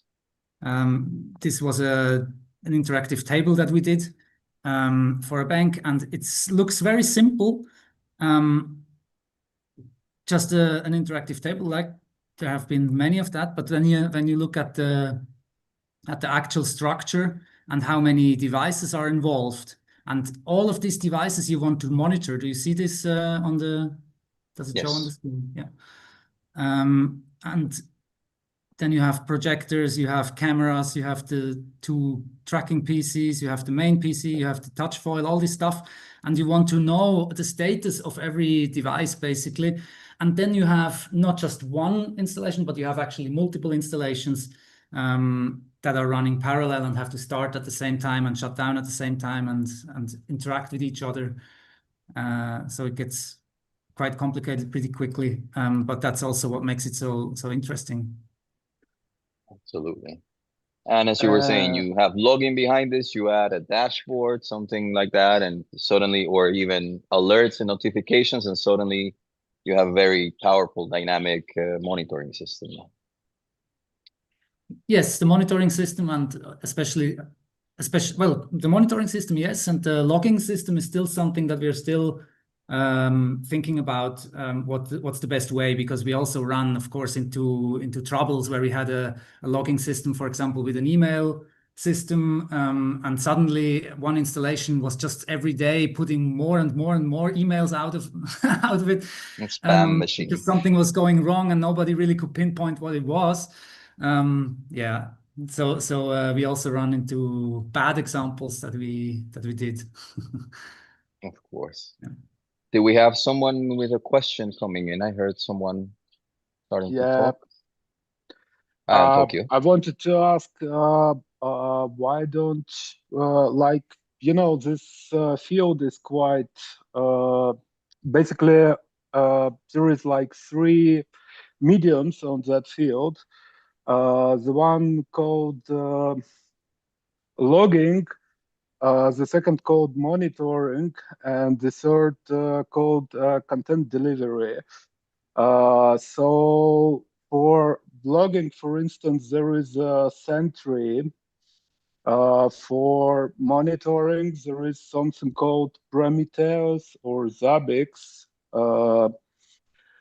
which are actually quite fit in your current scheme. So I wanted to ask, like, well, there is also, I think, Elastic Stack, which allows also a smart logging for all of that. So I wanted to ask, why don't you integrate some of the industry standards for that thing? We do actually. So one idea is, especially for the logging part, we don't want to develop a whole system to log stuff that we can then check online, because that already exists, right? So there is the idea that we definitely go back to tools that are out there and that have a nice API that we can use. Yeah, Absolutely. Yeah. I also think, like, when this was an experiment, especially at Wow Museum, to do quite a lot of things by ourselves. But I think, because at my home studio, I started with a small Docker Linux server, and I think I personally would go into that, like you said, in that direction. Use like tools already existing, maybe Grafana for logging and all stuff, and then let a small Linux machine run there. And I mean, it's a huge topic. It's also, I actually really don't like TeamViewer, but we use it everywhere. I also want to switch that. And then the access thing, how we access this remote. We have a lot of installations in whole Switzerland, and how to access them with a kind of a VPN. I have recently discovered a tool called Tailscale VPN, which is quite nice. Yeah, so we're still learning, but yeah. What you ask, yeah, why we don't use it, because we're still learning and we try to figure out what's best for for our use case, it's not just one use case. We have so many different installations in different situations. It's a bit hard to tackle it all, but maybe find a workflow which tackles maybe 80 or 90%. That would be the goal, and we're happy to discuss with you guys. But are you gonna implement the content delivery? Like content delivery is not so much of our thing, I think, for our installations at least.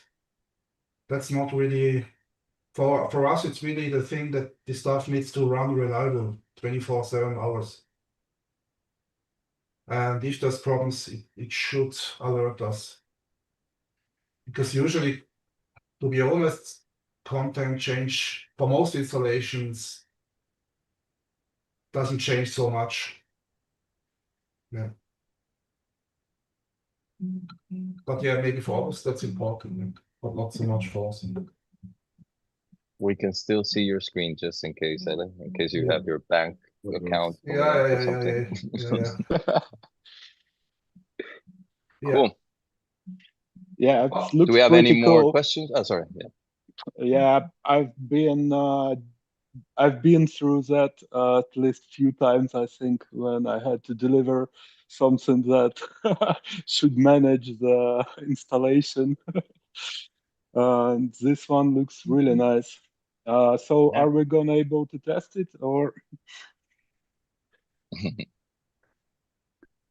Well, I think that's what Fabian was saying. If you're interested in sharing this kind of stuff, reach out and we might find a way to share it or exchange it or, talk about it and so on. So the date is not yet fixed, but we said it could be the 7th or the 14th of July, where we would again do an online meeting and share more in detail for everybody who wanna know more about or discuss more about or share their own ideas. Yeah, that would be also nice. Sure. All right. So we will tell that, yes. The 7th or the 14th of July. Okay, well, thank you guys again for sharing. Now it's round of applause to you and our dear Patrick. And there you have it. Patrick, that looks good. Proper watchdogs. So moving on, last but not least, we have our dear Alessandro, who is making his first V4 meetup debut, if I'm not incorrect. And Ele, we need you to stop sharing your screen. I will stop. Thank you very much.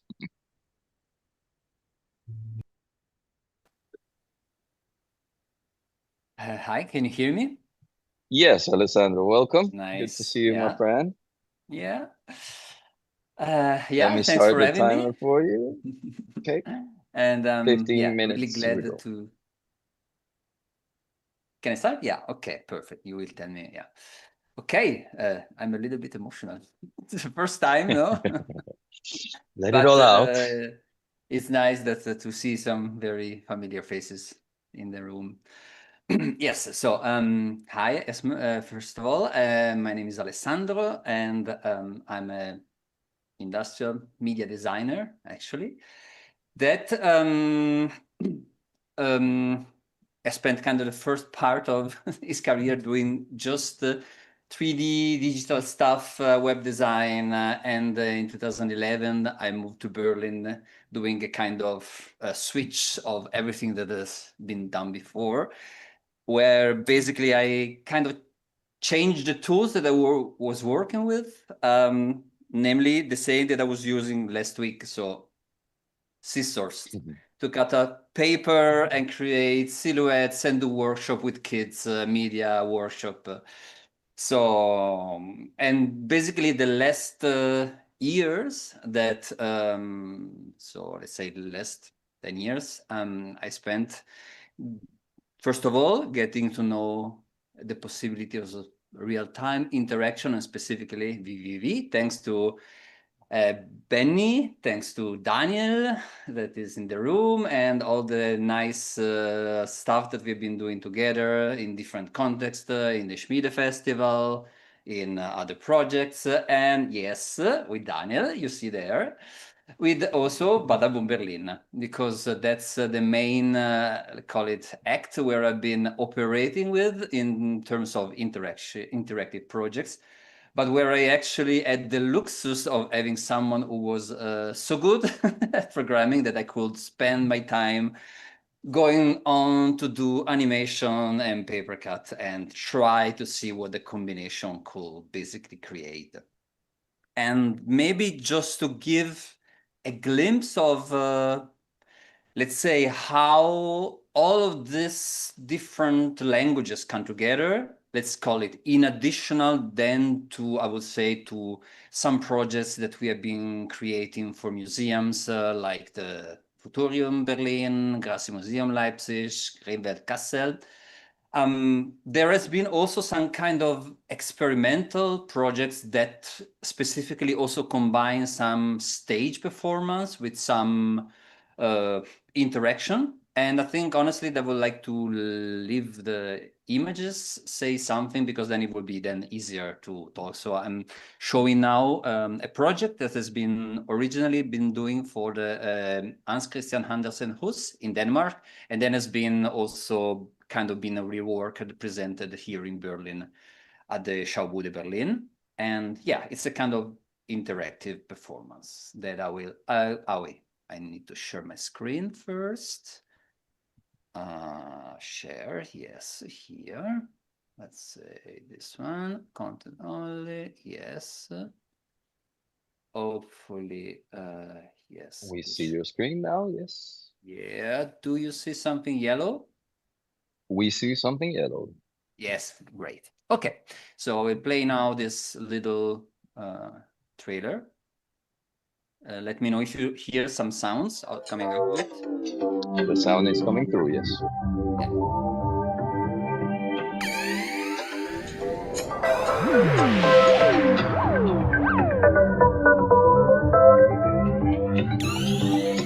Was haben wir heute im Hans-Christian Andersen-Labor alles bekommen? Vielleicht eine Auberginenalge? Eine Auberginenalge? Alessandro?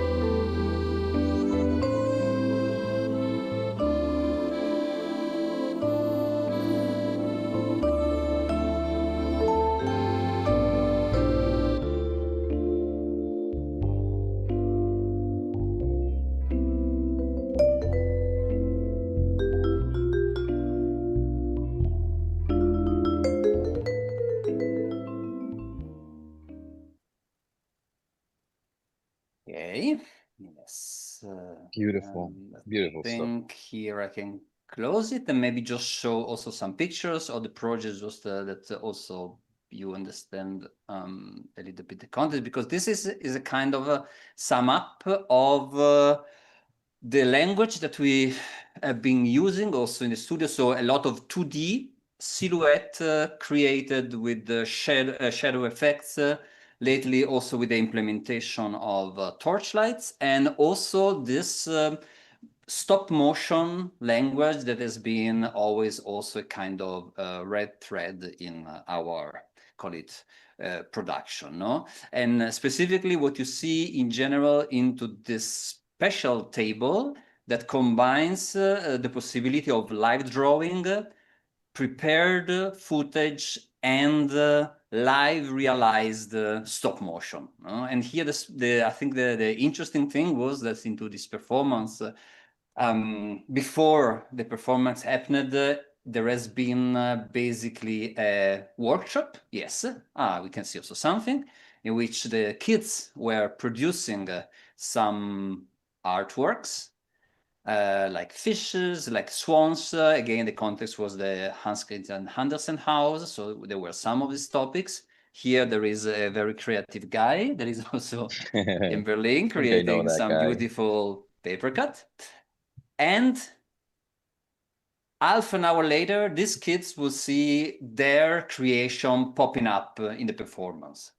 So this was Wow. also the kind of little magic that we kind of try to focus on what we were doing when we were creating performance. And I think I wanted to stress this because I think it's also when I come to talk about what I'm at the moment doing, and I will just shortly stop the sharing for a second, just to say that what I'm going to present later on is now happens in kind of another phase of my, I don't know, of my professional development. As some years ago, also I would say thanks to Benju, so I would say that he's responsible for it.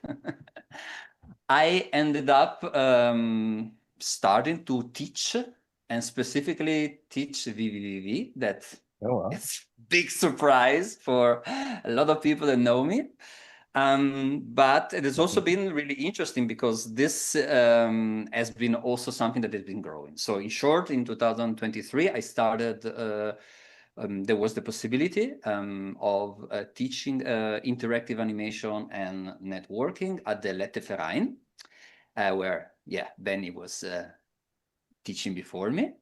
And I was really interested that a school would be willing or would be put this into their subjects, because, you know, it's not a trivial subject to teach, or it's not that maybe it's less understandable than unclear, the game design or 3D modeling or something in this context. And then since there, I would say also, let's call it not a rough start, but an interesting start, because of course I needed also to start and work with a group that until now I've never worked before. So let's say until now I did work kind of with kids in the schools, in the kindergarten, babies, and to work with the more young adults that are starting their professional life is also kind of a challenge. But then it was also in the moment in which I started to get some more teaching subjects, because I started to teach also media design, in which in general, I realized what was possible to do with the students was also shifting. And basically what I'm going to present is exactly a development of that, because the teaching in media design has been focused strongly because the Letteverein, where I'm teaching, and specifically the media informatics, has a strong focus on game design. So the idea of creating a character, creating a world for game design is an appealing subject. And of course, the challenge was, how do you do this for people that are not illustrators? Okay, because this is one of the main challenges. And later on, what does it happen if you end up with very interesting creation that maybe you didn't think about it in the first place? No, and exactly the project that I'm gonna show you, and now I'm gonna run another little 2 minutes presentation, is a project that shows and displays some of the work of the students of media design. So we have 5 minutes just to remind you. Oh, but yes, that's short. let's have a look. Yes. Wow. Okay, then time flies when you're having fun, Alessandro. Yeah, wow. Then let me just play this, and I hope that you will have also fun, and then I will also tell something about this. Lovely.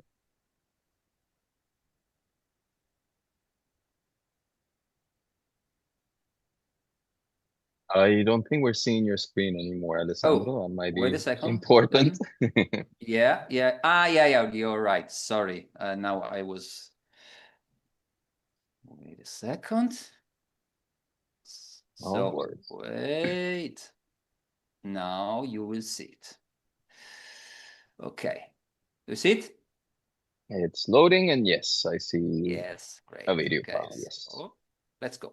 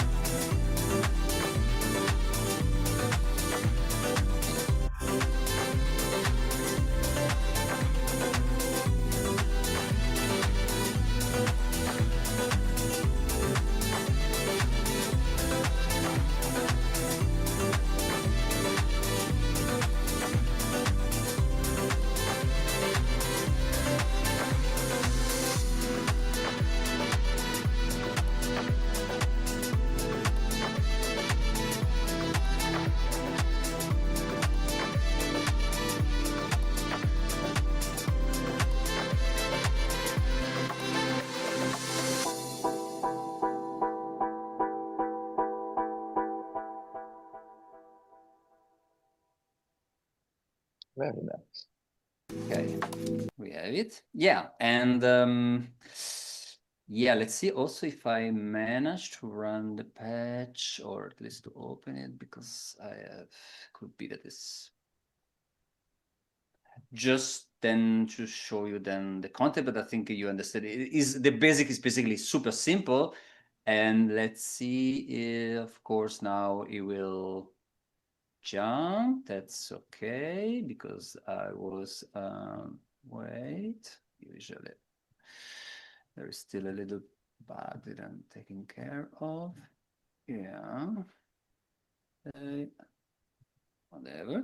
But in short, what is the idea? That the students have basically, and I think here I can also switch it to, again, switch off the camera. Oh, I can stop share here, because then I can show you, because I think here the value is exactly this things that have been created by the students. No, so for me, also maybe for you to understand, these people who created this artwork have no knowledge of vvvv still. Okay, they just know about media design. They started last year, and they've been producing this beautiful illustration with a very different techniques. So some you see as shown in the video.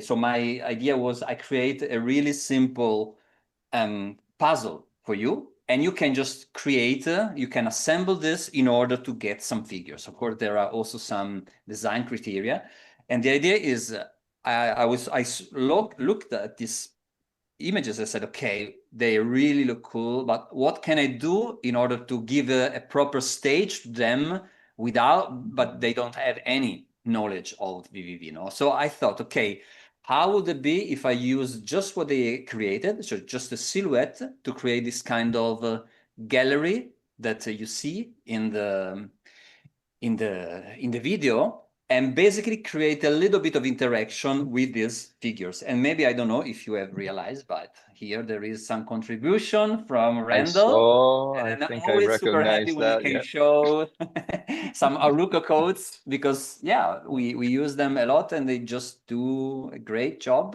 for me. And I think they have really been delivering a nice experience also for the people. So this was done at the open day. And now for me, the interesting thing is also next year is to show them how not only you can implement, pre-produced animation stuff like done in After Effects or in Illustrator, but also to be able to maybe animate this character in real time. Since you told me that I am on short, probably I'm quite done, I would like to share a little bit of something that I've been cooking with this guy back in Berlin, because maybe also this is another development, but of course it's a little bit crazy. Let's see if we manage. That will be my last screen sharing for tonight, I guess. And let's see. I love the for tonight. That was an important clarification right there. We hope to get you again soon. I love that you clarified that it was the last one for tonight, because we hope to have you back soon. Sure. Yeah. Right. So I would like to, I don't know if you see here a little guy. Yes, we do. Yes. So let me know if you also hear some sounds. Yes. Okay, very good. Okay, now that some also experimentation that again we were trying with Daniel the other day is also how we combine character design and sounds. So at the moment I'm playing basically, so what I'm using now is VCV Rec, basically to create some synth production, and we are trying now to make also the two things interact. And we did something a little bit more advanced the other day, but somehow I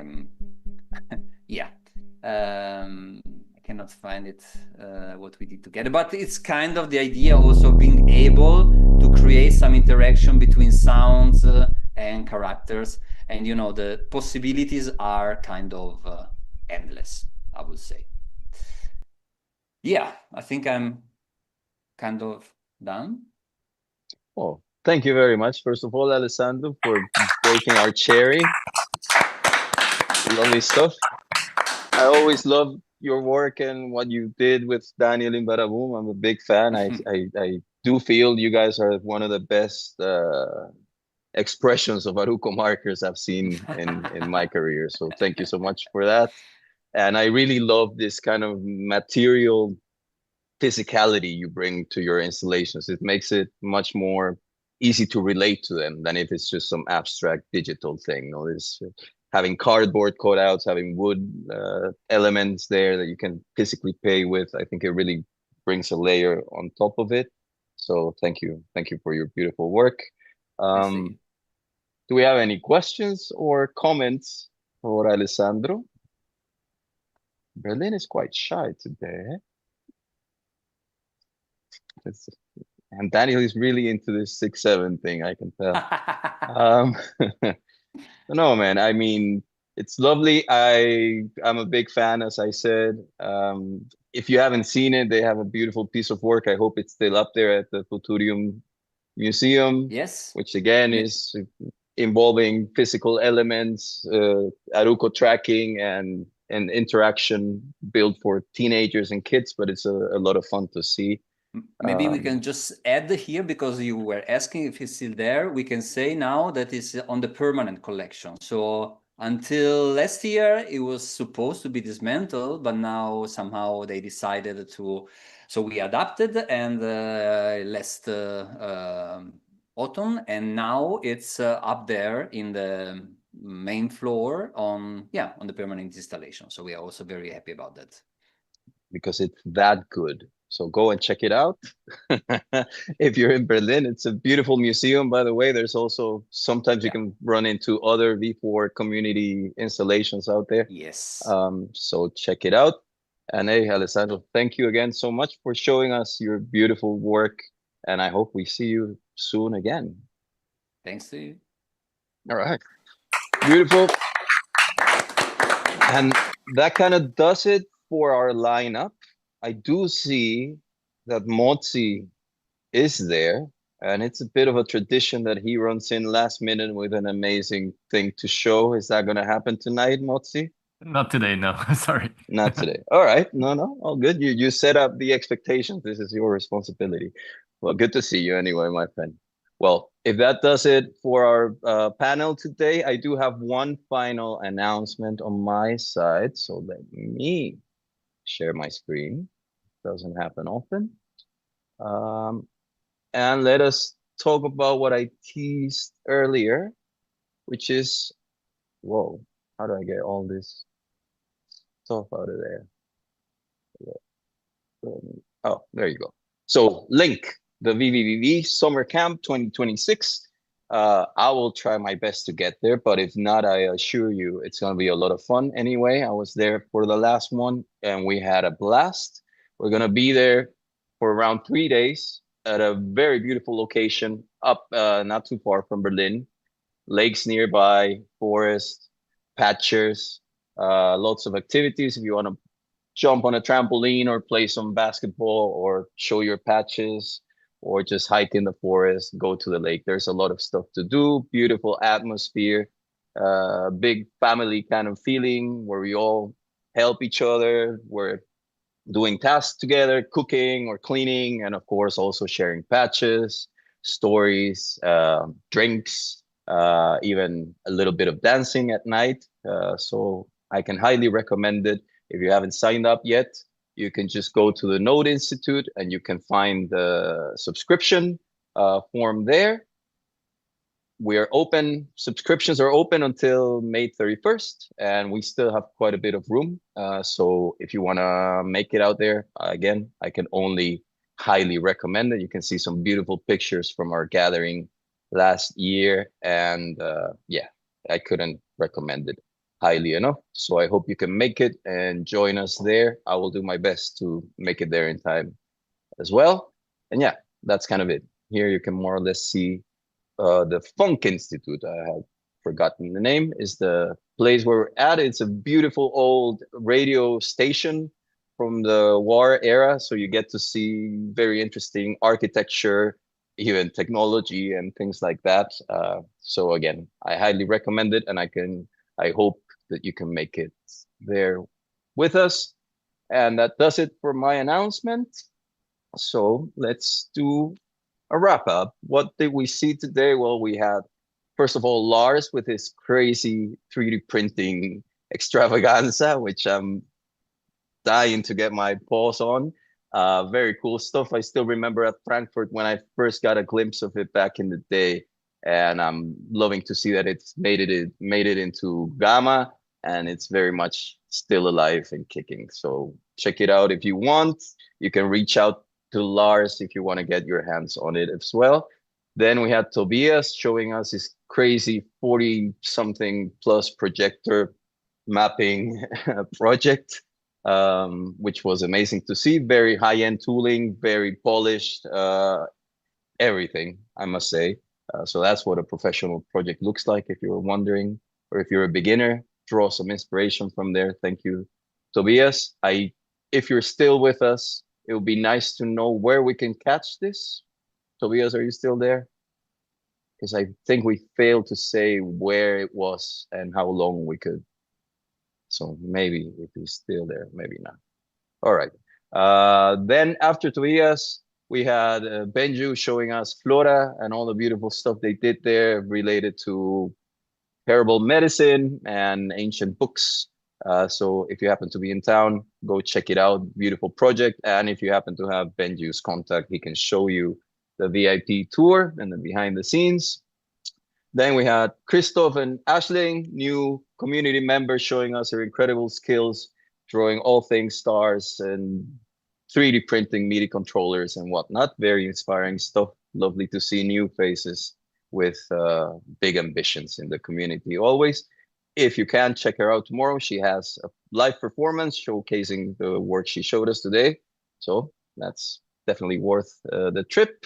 We had Amir announcing the upcoming Ars Electronica meetup, which we should be looking forward to. And of course, tomorrow he also has a robot show, or tomorrow or in the next days. He has a robot show out there. So if you are in Vienna, go and get in touch with Amir. He always has nice things to show. And then we had my friends from Naut, all the way from Zurich, Patrick, Louis, and Fabian showing us all things Watchdogs and how far you can really take these things. Something we're all very familiar with, and pretty much every studio has had to build their own. So, you know, nice to see some polished versions of this out there, and also being backed up by the intent of sharing and opening up studio knowledge to build the community stronger, which is always very refreshing. Then last but not least, we had Alessandro with his beautiful handcrafted projects. It always makes me feel like a little kid when I see his stuff. Very beautiful projects. You can check out his work and, well, some of Bada Boom's previous work at Futurio Museum, as we said, and he has some other stuff going on as he showed us. And I think that's it. Am I missing anyone? Let me go through my notes quickly. I think I'm not. So that could do it. 34th vvvv Worldwide Meetup. Quite a nice one. Always a pleasure to be here with you guys. And for the non-believers, it is actually a live background. So with that tropical little note, I'll leave you to it. Thanks to the Node Institute. Thanks to the people back there, Maxime, David, all the beautiful people at the Node Institute. Thanks to all the participants who gave us beautiful insights into their amazing work and inspiring work. And thank you all for joining, sending us your questions and watching. We hope to see you again on the next one. Ciao.